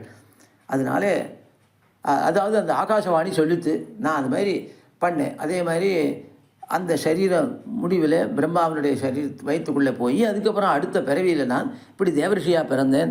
இப்பொழுது நினைத்த இடமெல்லாம் சஞ்சரித்து கொண்டு பகவானுடைய பக்தியை நான் பிரச்சாரம் பண்ணி கொண்டிருக்கிறேன். லோகத்தில் பகவானுடைய பக்தியை ஸ்தாபிக்கிறதுக்காகவே என்னுடைய சஞ்சாரமானது இருக்கிறது. அதனால் இப்படிப்பட்ட வைபவத்தை ஒரு அல்பகாலம் சாதுக்களுடைய சமாகமத்தாலே நான் அடைந்தேன். அந்த அல்ப சமாகமத்தாலே எனக்கு இத்தனை பெரிய நன்மை தேவரிஷியாக பிறவின்றது அப்படி ஏற்பட்டது என்று பரம்பக்திமானவர் நாரதர்.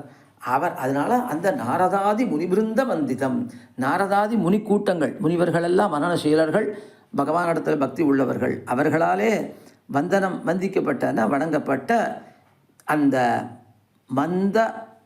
மந்த ஹசிதான நாம்புஜம், மெல்ல மெல்ல சிரிக்கிற அந்த முகத்தாமரை, எம்பெருமானுடைய முகத்தாமரையே சிந்தையாமி ஹரிமேவ, அந்த சிந்திக்கிறேன் ஹரியையே. இப்போ முன் ஸ்லோகத்தில் அந்திம காலத்தில் எனக்கு தேவரீருடைய ஸ்மரணம் எப்படி ஏற்படும்னு வருந்தி சொன்னார். அதுக்காக நான் நன்னா இருக்கிற காலத்திலேயே தேவரீர் திருவடிகளை ஸ்மரிக்கிறேன் இந்த ஸ்லோகத்தில் அப்படி சொல்கிறார். அதனால் நன்னா இருக்கிற சமயத்திலேயே எனக்கு உன்னை சிந்திக்கிற இந்த பாக்கியம் ஏற்படுறது. அதனால் இதை கொண்டு நீ அந்திம ஸ்மிருதி எனக்கு இல்லாது போனாலும் நீரே அதை எனக்கு பூர்த்தி பண்ணி கொள்ள வேணும் என்று அந்த பிரார்த்தனையானது உள்ளே அடங்கி கிடக்கிறது. இத்தோட முகுந்தமாலையில் 8வது ஸ்லோகம் முடிகிறது.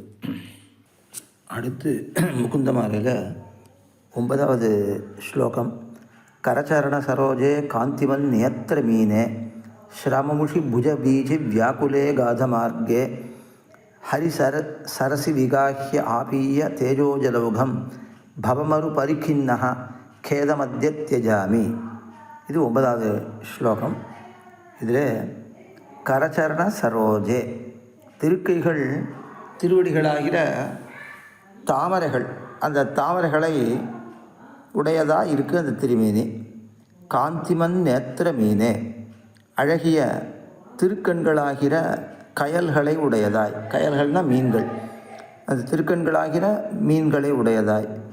ஸ்ரமமுஷி, ஸ்ரமத்தை ஆற்றக்கூடிய, விடாய் அப்படின்னா ஸ்ரமம்தான், அதை நீக்கக்கூடிய.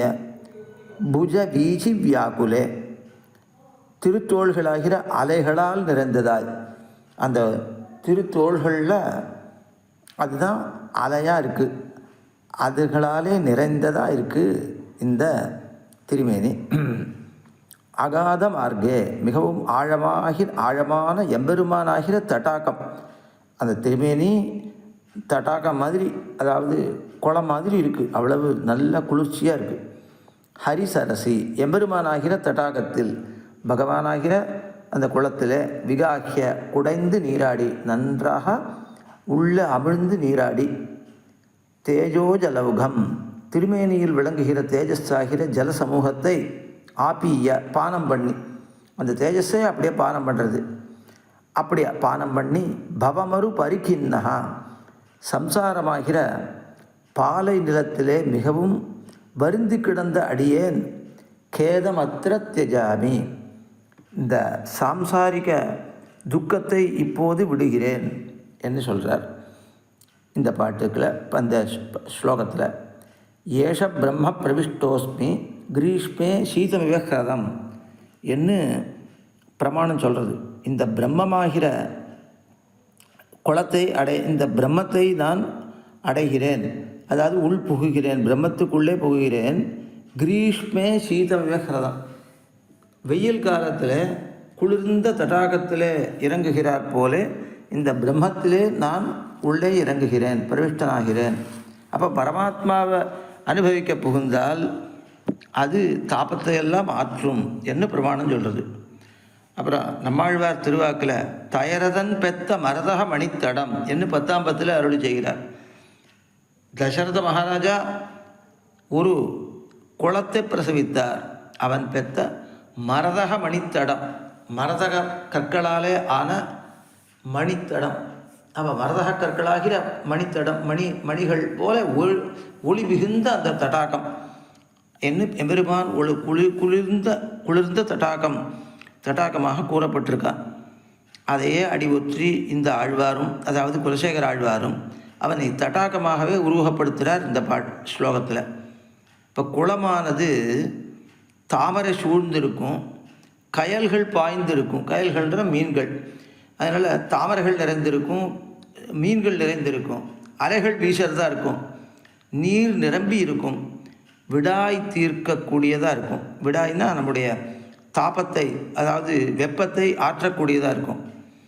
அப்படியே எம்பெருமானும் கைவண்ணம் தாமரை வாய் கமலம் போலும் கண்ணணையம் அரவிந்தம் அடிமகுதே என்று திருமங்கையாழ்வார் திருநெடுந்தாண்டகத்தில் அருளி செய்கிறார்.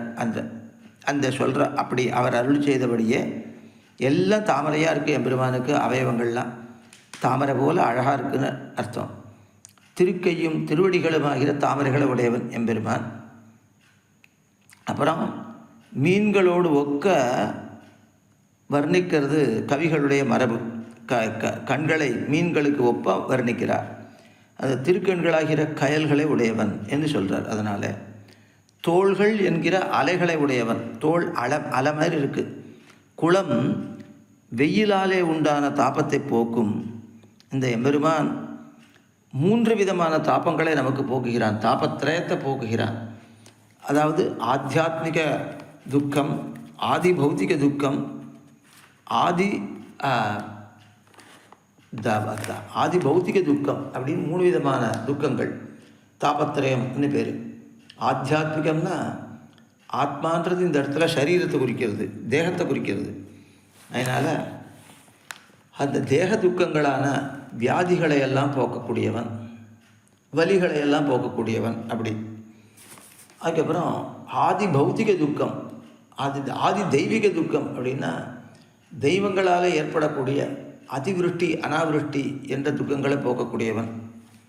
அதுக்கு மேலே ஆதி பௌத்திக துக்கம், பூதங்கள் மனுஷர்களோ அல்லது ஈ கொசு கரப்பாம்பூச்சி மற்ற பிராணிகள் இதுகள் நம்மளை கடிக்கிறதாலோ ஏற்படுற துக்கம் ஆதி பௌத்திக துக்கம். என்ற 3 விதமான, நம்ம 30,000 துக்கம் உடையவர்களாக இருக்கலாம், ஆனால் 3 வகையில் எல்லாமே அடங்கிடும். அதனால் 3 விதமான தாபத்தையும் துக்கங்களையும் போக்கக்கூடியவன். அதனால் அது ஒரு வெப்பத்தை போக்கும், இது தாபத்திரயத்தை போக்கும். பகவானுடைய திருமேனி சாமான்யமான குளம், அது வெப்பத்தை, வெயிலாலே உண்டாகிற வெப்பத்தை, அந்த வெப்பம்னா ஔஷ்ணியம், ஔஷ்ணியத்தை போக்கும். இவன் தாபத்திரயம் என்ற ஔஷ்ணியத்தை போக்குறவன். அதுக்கு மேலே குளம் ஆழமான வழியை உடையதாக இருக்கும். அதே மாதிரி ஆழமான வழி எம்பெருமான இடத்துல இருக்குது. அதுதான் கர்மயோகம், ஞான யோகம், பக்தி யோகம், பிரபத்தி யோகம் என்ற ஆழமான வழிகளை உடையவன், தன்னை அடைவதற்கான உபாயங்களை உடையவனாக இருப்பான் எம்பெருமான். இந்த பாலை நிலத்திலே வருத்தமுற்றவனுக்கு புகலிடமாக இருக்கும் அந்த குளம். அதாவது பாலைவனம் அப்படின்னா ரொம்ப வெப்பமாக இருக்கும். சம்சார மருகாந்தாரே துர்வியாதி வியாகிர பீஷணேன்னு சொல்கிறார் திருக்கச்சி நம்பிகள். அந்த வைராகியத்துக்காக தேவப்பெருமாள் மேலே தேவராஜாட்டகம்னு பாடியிருக்கார். அதில் சம்சாரமாகிற பால நிலம் என்று அவர் சாதிக்கிறார். அதனால் சம்சாரமாகிற மருகாந்தாரத்திலே பரிதபிக்கின்ற எனக்கு புகலிடமாக இருக்கக்கூடியவன் இந்த எம்பெருமான். இப்படிப்பட்ட எம்பெருமானாகிற தடாகத்திலே அவகாகித்து குளத்திலே தண்ணீர் புஷ்கலமாக இருக்கிறா போல அவன் திருமேனியில் வெள்ளமிடுகிற, அதாவது புஷ்கலமாக இருக்கிற தேஜப்புஞ்சங்கள்னால் தேஜஸ்ஸுகளாகிற தேஜஸ்ஸுகளுடைய கூட்டங்களை கொண்டு அதை மனவுள் கொண்டு நான் நெஞ்சிலே வைத்து கொண்டு சகல தாபமும் நான் தீருகிறேன் என்று கேதமத்திய தெஜாமி என்று ஆழ்வார் அருளி செய்கிறார் இந்த ஸ்லோகத்தாலே. இதில் இந்த கரச்சரண சரோஜே அப்படின்னு சொல்கிறார். இதை அமர்நாதிபிரான் வியாக்கியானத்தில் அழகிமணவாள பெருமாள் நாயனார் மிக நன்றாக வர்ணிக்கிறார். இதில்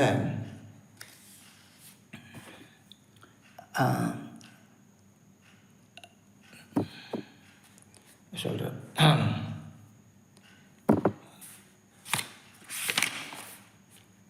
பாரமாய் இப்போ நம்முடைய தாபங்களை எல்லாம் நீக்கக்கூடியவன் என்று ஒரு பாட்டில் சொல்கிறார். பாரமாய பழவினை பத்தறுத்து அப்படின்னு 5ஆம் பாட்டில் அமல்நாதிபிரானில் சொல்கிறார்.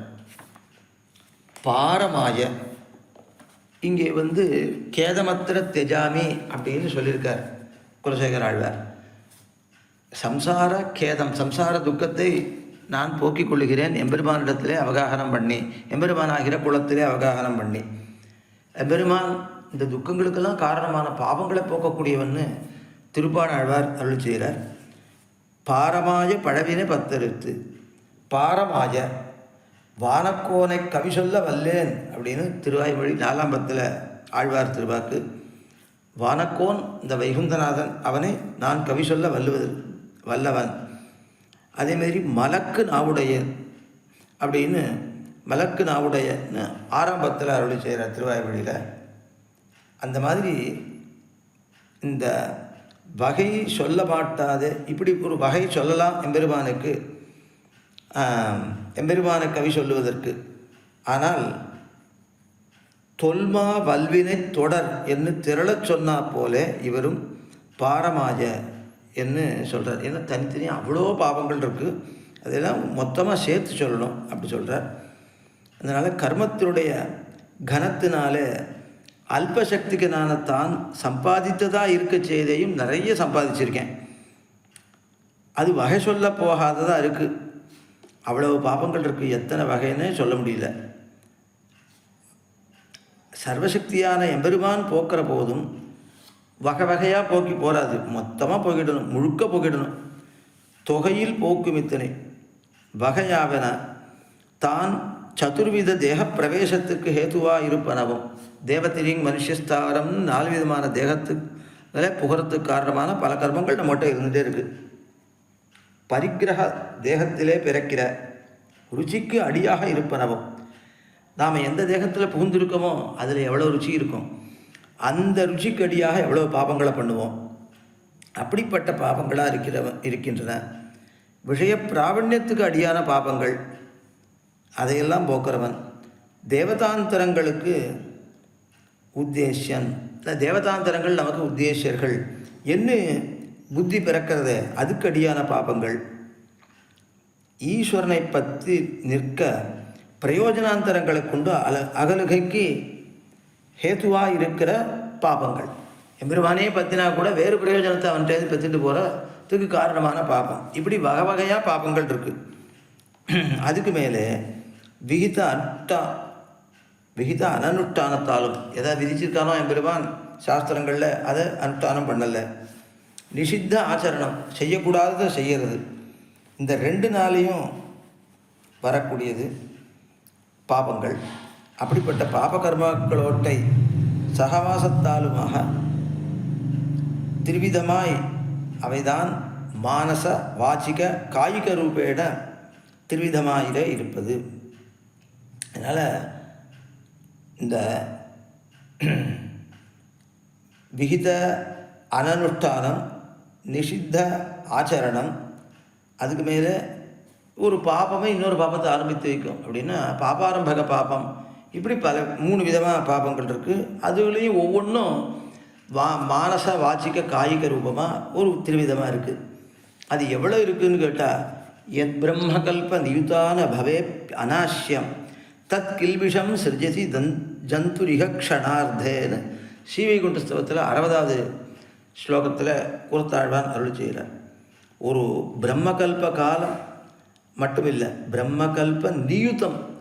அயுத்தம்னா 10,000, நியுத்தம்னா 10 லட்சம்.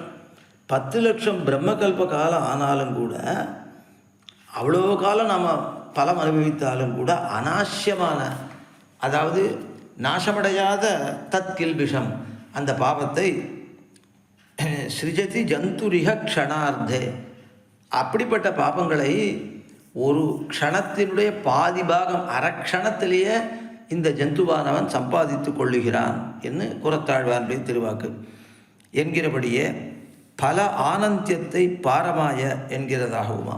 அதனால் பலமானது அனந்தமாக இருக்குது, அவ்வளோ காலம் அனுபவித்தாலும் அறாத பாபமாக இருக்குது. அதை பாரமாய, அவ்வளவு பாரமாக இருக்குதுன்னு அப்படியும் சொல்லலாம். முதல் நிர்வாகத்தில் பாரமாயன்னா பல பிரகாரங்களில் இருக்குது, பல விதமாக இருக்குதுன்னு அர்த்தம். இப்போ பலத்தை கொடுக்குற போது பலவிதமான பலங்களை கொடுக்கக்கூடிய பாபங்கள். அப்போ அப்படி சொல்லலாம். சம்ஹரிப்பதும் நரகத்திலேயாய், சிருஷ்டிப்பதும் நரகத்திலேயாய் இருக்கு. இங்கே பண்ணிய பாபங்களுக்கு இங்கே சம்ஹாரம் பண்ணுறதே நரகத்தில் பண்ணுறான், திருப்பியும் அவனுக்கு சிருஷ்டியே நரகத்தில். அப்போ வெறும் துக்கத்தையே அனுபவிக்கணும். அப்படிப்பட்ட பாபங்கள்லாம் இருக்குதுன்னு சொல்கிறார். இப்படி பாரமாகைக்கு ஹேத்து சொல்லுகிறார். காரணம் என்னென்ன, பாரமாக ஏன் இருக்குன்னா பழவினை, காலம் அனாதி, ஆத்மவஸ்து நித்தியமாக இருக்கான், அஜித் சம்சர்க்கம் அனாதி காலமாக இருந்துட்டுருக்கு. அதனால் இத்தனை காலம் கூடு குறித்ததாக இருக்குது பாபங்கள்லாம். இவைகள் எல்லாத்தையும் சர்வ பாபேபியோ மோக்ஷயிஷ்யாமி என்று அவன்தான் தள்ளணுமே தவிர ஜீவாத்மா ஒரு பிராயசித்தம் பண்ணி தள்ளி கொள்ள முடியாது. 10 அறுத்து இவைகளையெல்லாம், இந்த பாபங்களெல்லாம் வேறறுத்து விரகரானவர்கள் அப்படின்னா சமர்த்தரானவர்கள் அடியறுத்து நெடுஞ்சுவர் தள்ளுமா போலே சவாசனமாக போக்கி. இந்த ஒரு பெரிய சுவரை இடிக்கணும்னா கொஞ்சம் கொஞ்சமாக இடிச்சுட்டு இருந்தால் ரொம்ப நாளாகும். ரொம்ப சமர்த்தர்கள் சுவத்தினுடைய சில பாகங்கள் கீழே நன்றாக தோண்டி பெருங்காயத்தை வைப்பார்களாம். அது பலம் இழந்து போயிடும் சுவர் சில நாள் ஆன உடனே, அந்த பெருங்காயத்தினுடைய ஒரு ஆக்கிரமணத்தினாலே. அப்போது வெறும் தட்டினாலே சுவரு கீழே விழுந்துடும். நெடுஞ்சுவர் அந்த மாதிரி சுலபமாக தள்ளிடுவாளாம். அந்த மாதிரி எம்பெருமான் இவ்வளோ காலம் சேர்த்து வைத்த பாபத்தை எல்லாம், அதுவும் வகையாக சேர்த்து வைத்த பாபங்களை எல்லாம் சுலபமாக நீக்கி விடுகிறான். அதனால் அப்படி நித்திய சூரிகளுக்கு பாபசங்கை உண்டாகிலும் இவர்க்கு இல்லாதபடி பண்ணினான். அந்த அளவு எனக்கு பாபமே இல்லை என்னும்படியாக பண்ணினான். அதுக்கப்புறம் அஜ்ஞானம், தத்கிருதமான கர்மம், அது அடியான தேக சம்பந்தம் என்று 3 நாய் இவத்தை வாசனா ருஷிகளோடே போக்கி, அதாவது அஜ்ஞானமும் அஜ்ஞான வாசனையும் அஜ்ஞான ருச்சியும், அப்புறம் கர்மமும் கர்ம வாசனையும் கர்ம ருச்சியும், தேகமும் தேக வாசனையும் தேக ருச்சியும். அந்த வாசனைன்றதுக்கு பதிவுன்னு அர்த்தம். நல்லா பதிஞ்சு இருக்குது, அந்த ருச்சி பதிஞ்சு போயிடும். அந்த பதிஞ்சு போகிற ருச்சியையும் அறுத்து, அதுக்கப்புறம் எல்லாத்தையும் அப்பொழுது தோற்றக்கூடிய ஒரு ஆசை, அதுதான் ருச்சி என்ன பேர், எல்லாத்தையும் அறுத்து கிரமத்திலே அனுஷ்டிக்கும்போது சாத்திய கர்மமாக இருந்ததுன்னா அடைவே போக்குவது. சித்தரூபன் பகவான், அதனால் சுலபமாக உடனே போக்கிடுறான். வாசனையோட கடுகன வேகமாக போக்கினான். அநாதிகால ஆர்ஜிதமான கர்மங்களை சவாசனமாக போகவிட்ட அளவு மட்டும் இல்லை, என்னை தன் பாரமாக்கி வைத்தான். பாரமாக்கி வைத்தான்னா பக்ஷபாத்தியாக ஆக்கி வைத்தான். அதைத்தான் இந்த மாதிரி எம்பெருமானுக்கு நான் பக்ஷபாத்தியாக ஆனேன்னு இங்கேயும் ஆழ்வார், குலசேகர ஆழ்வார் அருள் செய்கிறார். இப்படி அவனிடத்திலே விகாகிய, அவனிடத்திலே நான் மூழ்கி குளித்து அவனுடைய தேஜோ ஜலவுகம், அந்த தேஜஸாகிற ஜல கூட்டத்தை பானம் பண்ணி பவமறு பரிகின்னஹா கேதமத்திர தெஜாமி, அந்த சம்சாரமாகிற பால நிலத்திலே தவிக்கிறவன் கால் கொதிக்கும், அப்படியே நடக்கவே முடியாது. அதிலே அப்படி தவிக்கிறவன் இந்த கேதத்தை, இந்த துக்கத்தை நான் தெஜாமி விடுகிறேன் என்று அந்த மாதிரி ஒரு அர்த்தத்தை இங்கே அப்போ எம்பெருமானிடத்தில் நான் பக்ஷபதித்ததுனால தான் எனக்கு இத்தனையும் வருது அப்படின்னு பக்ஷபதி என்னை தனக்கு பக்ஷபாத்தியாக ஆக்கி கொண்டான் என்று அமல்நாதிபிரானில் சொல்கிற மாதிரியே இங்கே ஆழ்வாரும் இப்படி அவனுக்கு பக்ஷபாத்தியாக ஆகி நான் என்னுடைய துக்கங்களை போக்கிக் கொள்கிறேன்னு சொல்கிறார். இப்படி 9ஆம் பாட்டு முடிகிறது, 9வது ஸ்லோகம் முடிகிறது. அடுத்து 10வது ஸ்லோகம். சரசிஜநயனே சசங்க சக்கரே முரபிதி மாவிரம ஸ்வசித்த ரந்தும் சுகதரமபரம் நஜாது ஜானே ஹரிச்சரண ஸ்மரணாமிருத்தேன துல்லியம். ஸ்வசித்த அப்படின்னு சம்போதனம், எனக்கு செல்வமான நெஞ்சே. அதனால் அந்த மனசு தான் நமக்கு செல்வம். ஏன்னா விஷயங்களில் ஆசைப்படாத மனசு அது பகவானை அடைவிக்கும், விஷயங்களில் ஆசைப்பட்ட மனசு சம்சாரத்தை அடைவிக்கும் அப்படின்னு இருக்குது. அதனால் யானும் என் நெஞ்சும் இசைந்தொழிந்தோம்னு தன் நெஞ்சை கொண்டாடுறார் நம்மாழ்வார் பெரிய திருவந்தாதில். அதுமாரி ஸ்வசித்த எனக்கு செல்வமாக இருக்கிற நெஞ்சேன்னு அதே மாதிரி பூர்வர்கள் சொன்ன மாதிரி சொல்கிறார் குலசேகர ஆழ்வார்.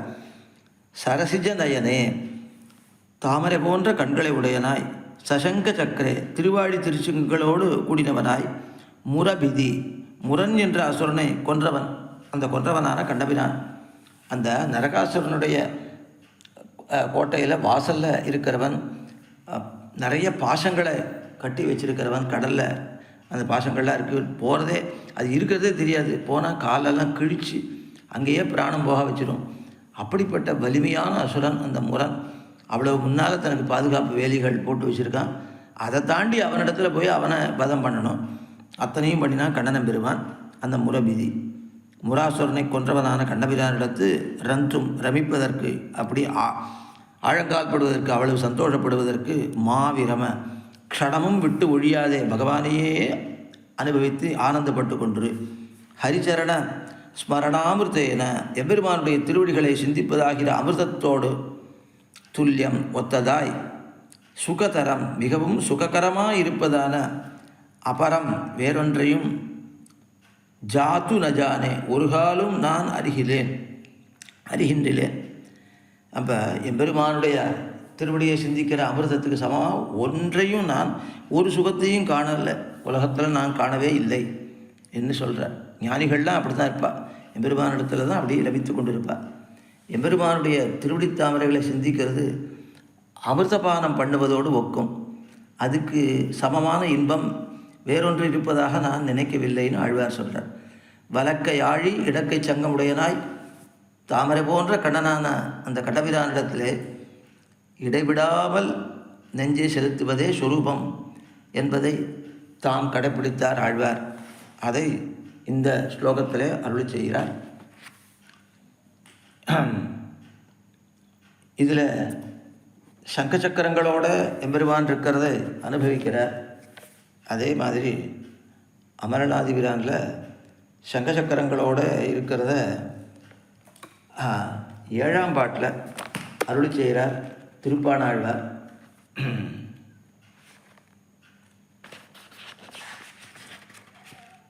அந்த பாட்டில் கையினார் சுரிசங்கனலாழியர் என்று அருள் செய்கிறார். கரிமுனிந்த கைத்தலம், அதாவது துதிக்கை, நீண்ட துதிக்கை போன்று இருக்கிற கைத்தலம். அப்புறம் பரிகோபமாக, பரிகம் என்ற ஆயுதத்துக்கு சமமான திருக்கைகள் என்றும், வெறும் புறத்திலே அப்படின்னு ஆவரணங்கள் சாத்திக்காத போதே கூட ஆலத்தி வழிக்க வேண்டும்படி, அதாவது விரோதிகளை நிரசிக்க பற்றாயிருக்க செய்தே, அந்த கைகளாலேயே விரோதிகளை எல்லாம் அழித்து விடுவான் எம்பெருமான். அப்படியும் ஆயுதங்களையும் வச்சுருக்கான், சங்கு சக்கரம் ரெண்டையும் வச்சுருக்கான் பெருமான். அச்சிந்திய சக்திகளான திவ்யாயுதங்களை, அதாவது நினச்சி பார்க்கவே முடியாத சக்தியுடைய திவ்யாயுதங்கள், சங்கு சக்கரம் கதை சார்ங்கம் கத்தி எல்லாமே, அவைகளெல்லாம் தரிச்சுட்டுருக்கான் எம்பெருமான். சங்க சக்கரங்கள் ரொம்ப முக்கியமானவைகள். அந்த திவ்யாயுதங்களை தரித்து கொண்டு எப்போதும் கைகளா நேமியான். அதுக்காக நம்மேல் வினை கடிவான், நம்ம மேலே இருக்கிற வினைகளை கடிவதற்காக, நீக்குவதற்காக திருவாழி ஆழ்வானை கையில் எப்பொழுதும் உடையவனாக இருக்கான் எம்பெருமான் என்று பெரிய திருந்தாதில் நம்மாழ்வார் அனுபவிக்கிறார் 87ஆம் பாட்டு. நம்மேல் விரைகடிகைக்காகத்தான் கைகளெல்லாம் நேமியானா இருக்கான் பெருமான். இந்த ஸ்ரீ பாஞ்சஜன்யத்துக்கு சுரி ஸ்வபாவமானா போலே, சுரின்னா இந்த வளைவு, வளைந்திருக்கிற தன்மை, அதுபோல திருவாழிக்கு பிரதிபக்ஷிகள் மேலே அழல் உமிழ்கையும் சுபாவமில்லை. எம்பெருமானுக்கு விரோதிகள் யார் இருக்காளோ அவள் மேலே அப்படியே நெருப்ப கக்குவன் சுதர்சன ஆழ்வார். வெறும் புறத்திலே படவடிக்க வல்ல கையிலே அழகு நிறைந்து சுரிய உடைத்தான பாஞ்சஜன்யம். வெறும்புறம் திருக்கைகளில் சங்கு சக்கரம் வைத்து கொள்ளலைன்னா கூட மற்றவள் பார்த்தாலே அப்படியே விழுந்துருவா அந்த திருக்கைகளுக்கு. பட அடிக்க வல்ல அப்படின்னா மரணமடையும்படி அடிக்க வல்ல கைகள், திருக்கைகள். அதிலே அழகு நிறைந்து சுரிய உடைத்தான, வளைவை உடைத்தான பாஞ்சஜன்யத்தையும் உடையவனாக இருக்கான். அப்போ மற்றவாள் விரோதிகளாக வந்தால் இவன் முன்னாலே நசித்து போவதற்கு கேட்கவே வேண்டாம். பிரதிபட்சத்தின் மேலே நெருப்பை உவிழான் என்னுள்ள திருவாழி, இவத்தை உடையராக இருக்கார் பெருமாள். சகோஷோ தார்த்தராஷ்டிராணாம் ஹிருதயானி வெதாரயத்து, பகவத்கீதையில் முதல் அத்தியாயத்தில் 19வது ஸ்லோகம். பாஞ்சஜன்யாழ்வானுடைய அந்த கோஷமானது திருதராஷ்டிர புத்திரர்களுடைய ஹிருதயங்களையெல்லாம் பிளந்து புகட்டது. வெதாரயத்துன்னு பிளந்தது என்றும். தீய வசுரர் நடலைப்பட முழங்கும். நாச்சியார் திருமொழி 8:2. தீய அசுரர்கள் மாண்டு போகும்படி முழங்கக்கூடிய சங்கம். அப்படியே ஹிருதயம் உளுத்து போயிடும், பயந்து போய் அதிலே பிராணம் போயிடுவா அவா. அப்படி சொல்லுகிறபடியே விரோதி வர்க்கத்தை தன் துவனியாலே தானே நிரசிக்கவல்ல, அந்த சங்காழ்வானே நிரசித்து விடுவான், என் பெருமானே வேண்டாம். அப்படிப்பட்ட ஸ்ரீ பாஞ்சஜன்யத்தையும் அப்புறம் திருவாழி ஆழ்வான் கருதுமிடம் பொருது என்கிறபடியே விரோதி வர்க்கத்தை கூராய் நீராய் நிலனாகி, அது கூறு கூறாக வெட்டி போடுவான். அதுக்கப்புறம் அது வெறும் சாம்பலாக போகும்படி நெருப்பால் அழிப்பான். அதுக்கப்புறம் மண்ணோட மண்ணாகிடும் அந்த சாம்பலம் நிலனாகி. அந்த மாதிரி திருவாய்மொழி 6:12 என்கிறபடியே இந்த விரோதிகளை அப்படி அழிய செய்வான் திருவாழி ஆழ்வான். அவனையும் தரித்து கொண்டிருக்கிறான் எம்பெருமான் அவன் கைகளிலே. அப்படி தரித்து கொண்டிருக்கிறது. எதுக்காக பெருமான் தரித்து கொண்டிருக்கான்? அறுக்கலரா பாபங்களை போக்குகைக்காக, என்னுடைய அறுக்க முடியாத பாபங்களை போக்குகைக்காக அப்படி தரித்து கொண்டிருக்கான். பட்டர் திருக்கோட்டியூரில் எழுந்தருள் இருக்கார். அந்த காலத்தில் இங்கே ஒரு ராஜா அகலங்க பிரம்மராயன் குரத்தாழ்வான் சிஷ்யந்தான். இப்போது பிள்ளை ஆழ்வானுடைய கிரகத்தை இடித்து அபசாரப்பட்டான். அதுக்கு பட்டர் நல்லுபதேசம் பண்ணினா கேட்டுக்காம அவரையும் படுத்த ஆரம்பித்தான். அதனால ஸ்ரீரங்கத்திலிருந்து திருக்கோட்டியூருக்கு எழுந்தருளி கொஞ்ச நாள் வாசம் பண்ணார். அப்போது ஒரு விசேஷ திவசத்தினன்று கோளரி ஆழ்வானை பார்த்து தெற்காழ்வார் சொன்ன வார்த்தையை ஸ்மரிப்பது. அதாவது அந்த பட்டருடைய சிஷ்யர்கள் அவ்வூரிலே அந்த இருவருமே கோளரியாழ்வான் அப்படின்றவர், அந்த கோளரின்னா சுதர்சனர் சக்கரத்தாழ்வார் அப்படின்னு ஒரு சுவாமிக்கு திருநாமம். தெற்காழ்வார்னா தெற்கு பக்கம் ஒரு நரசிம்ம பெருமான் எழுந்தருளிருக்கார் ஹிரண்யவதம் பண்ணி கொண்டு.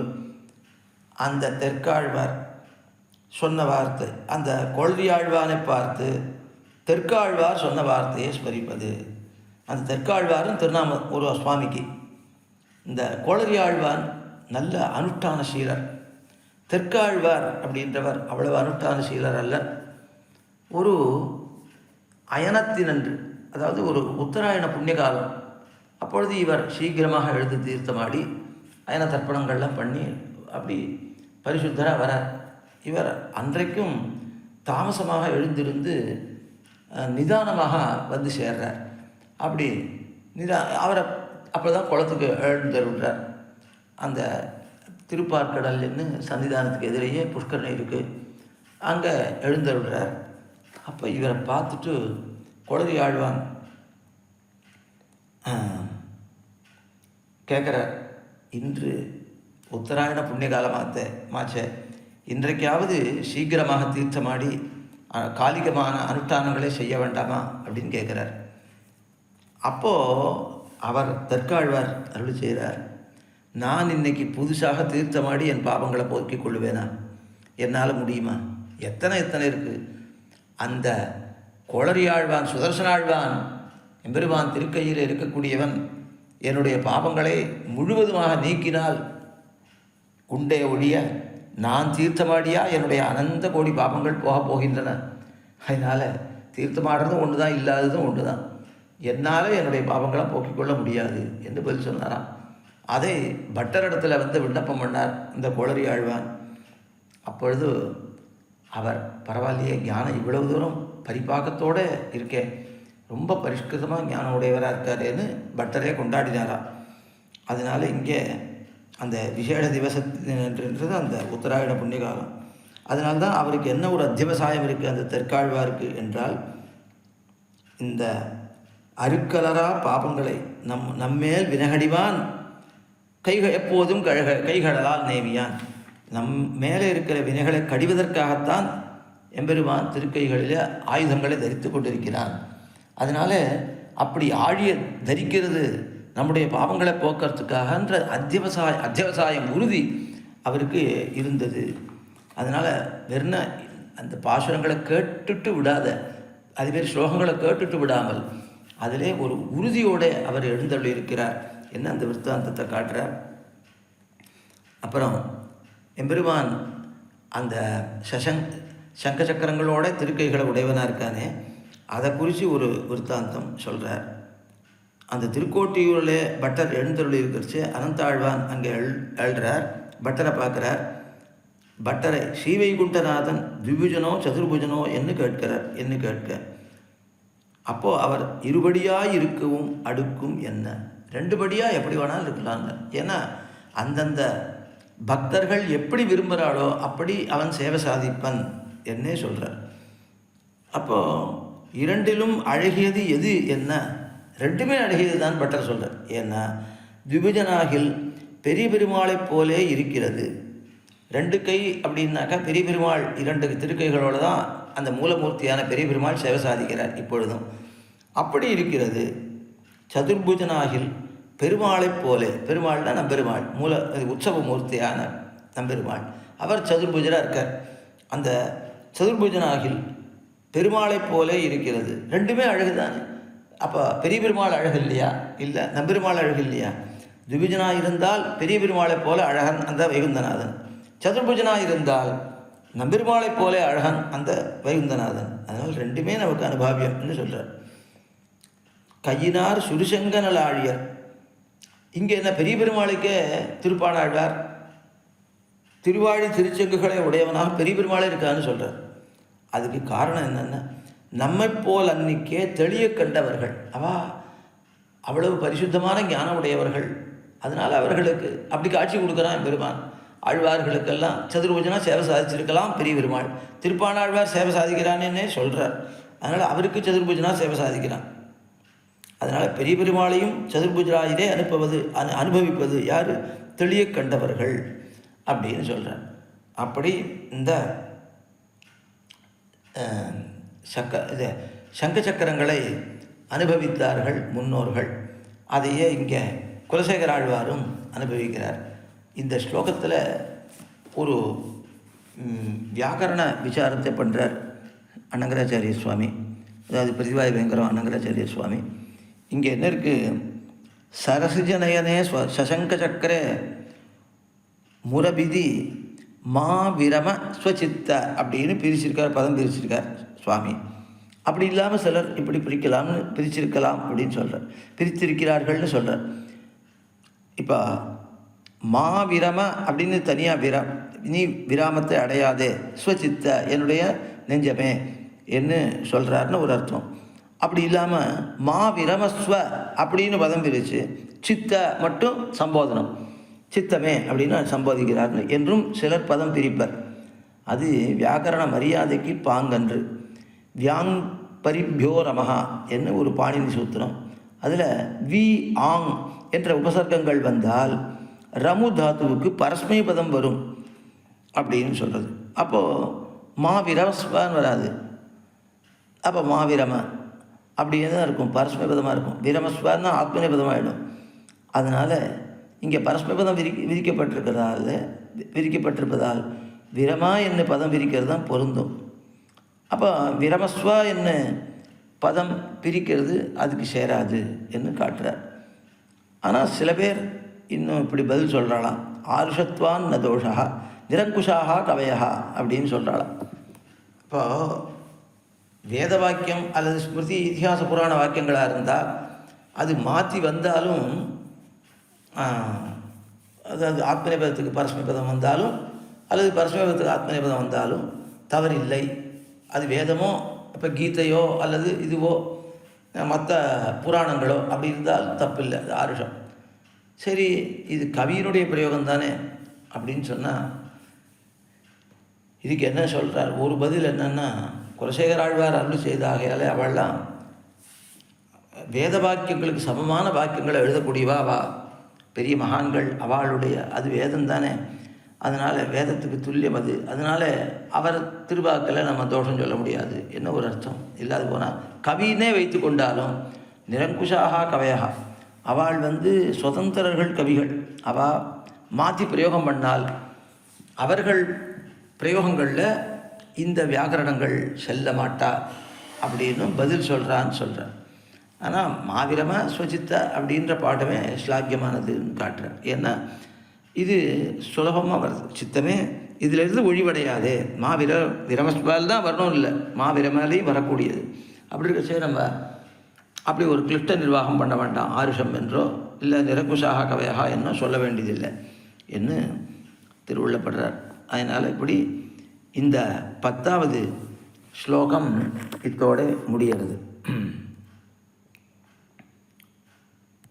பற்பமெனத்திகள் பைங்கழலும் தன் பல்லவமே விரலும். பற்பமென திகழ் பைங்கழலும் தன் பல்லவமே விரலும். பாவனமாகிய பைந்துவராடை பதிந்த மருங்கழகும். பாவனமாகிய பைந்துவராடை பதிந்த மருங்கழகும்.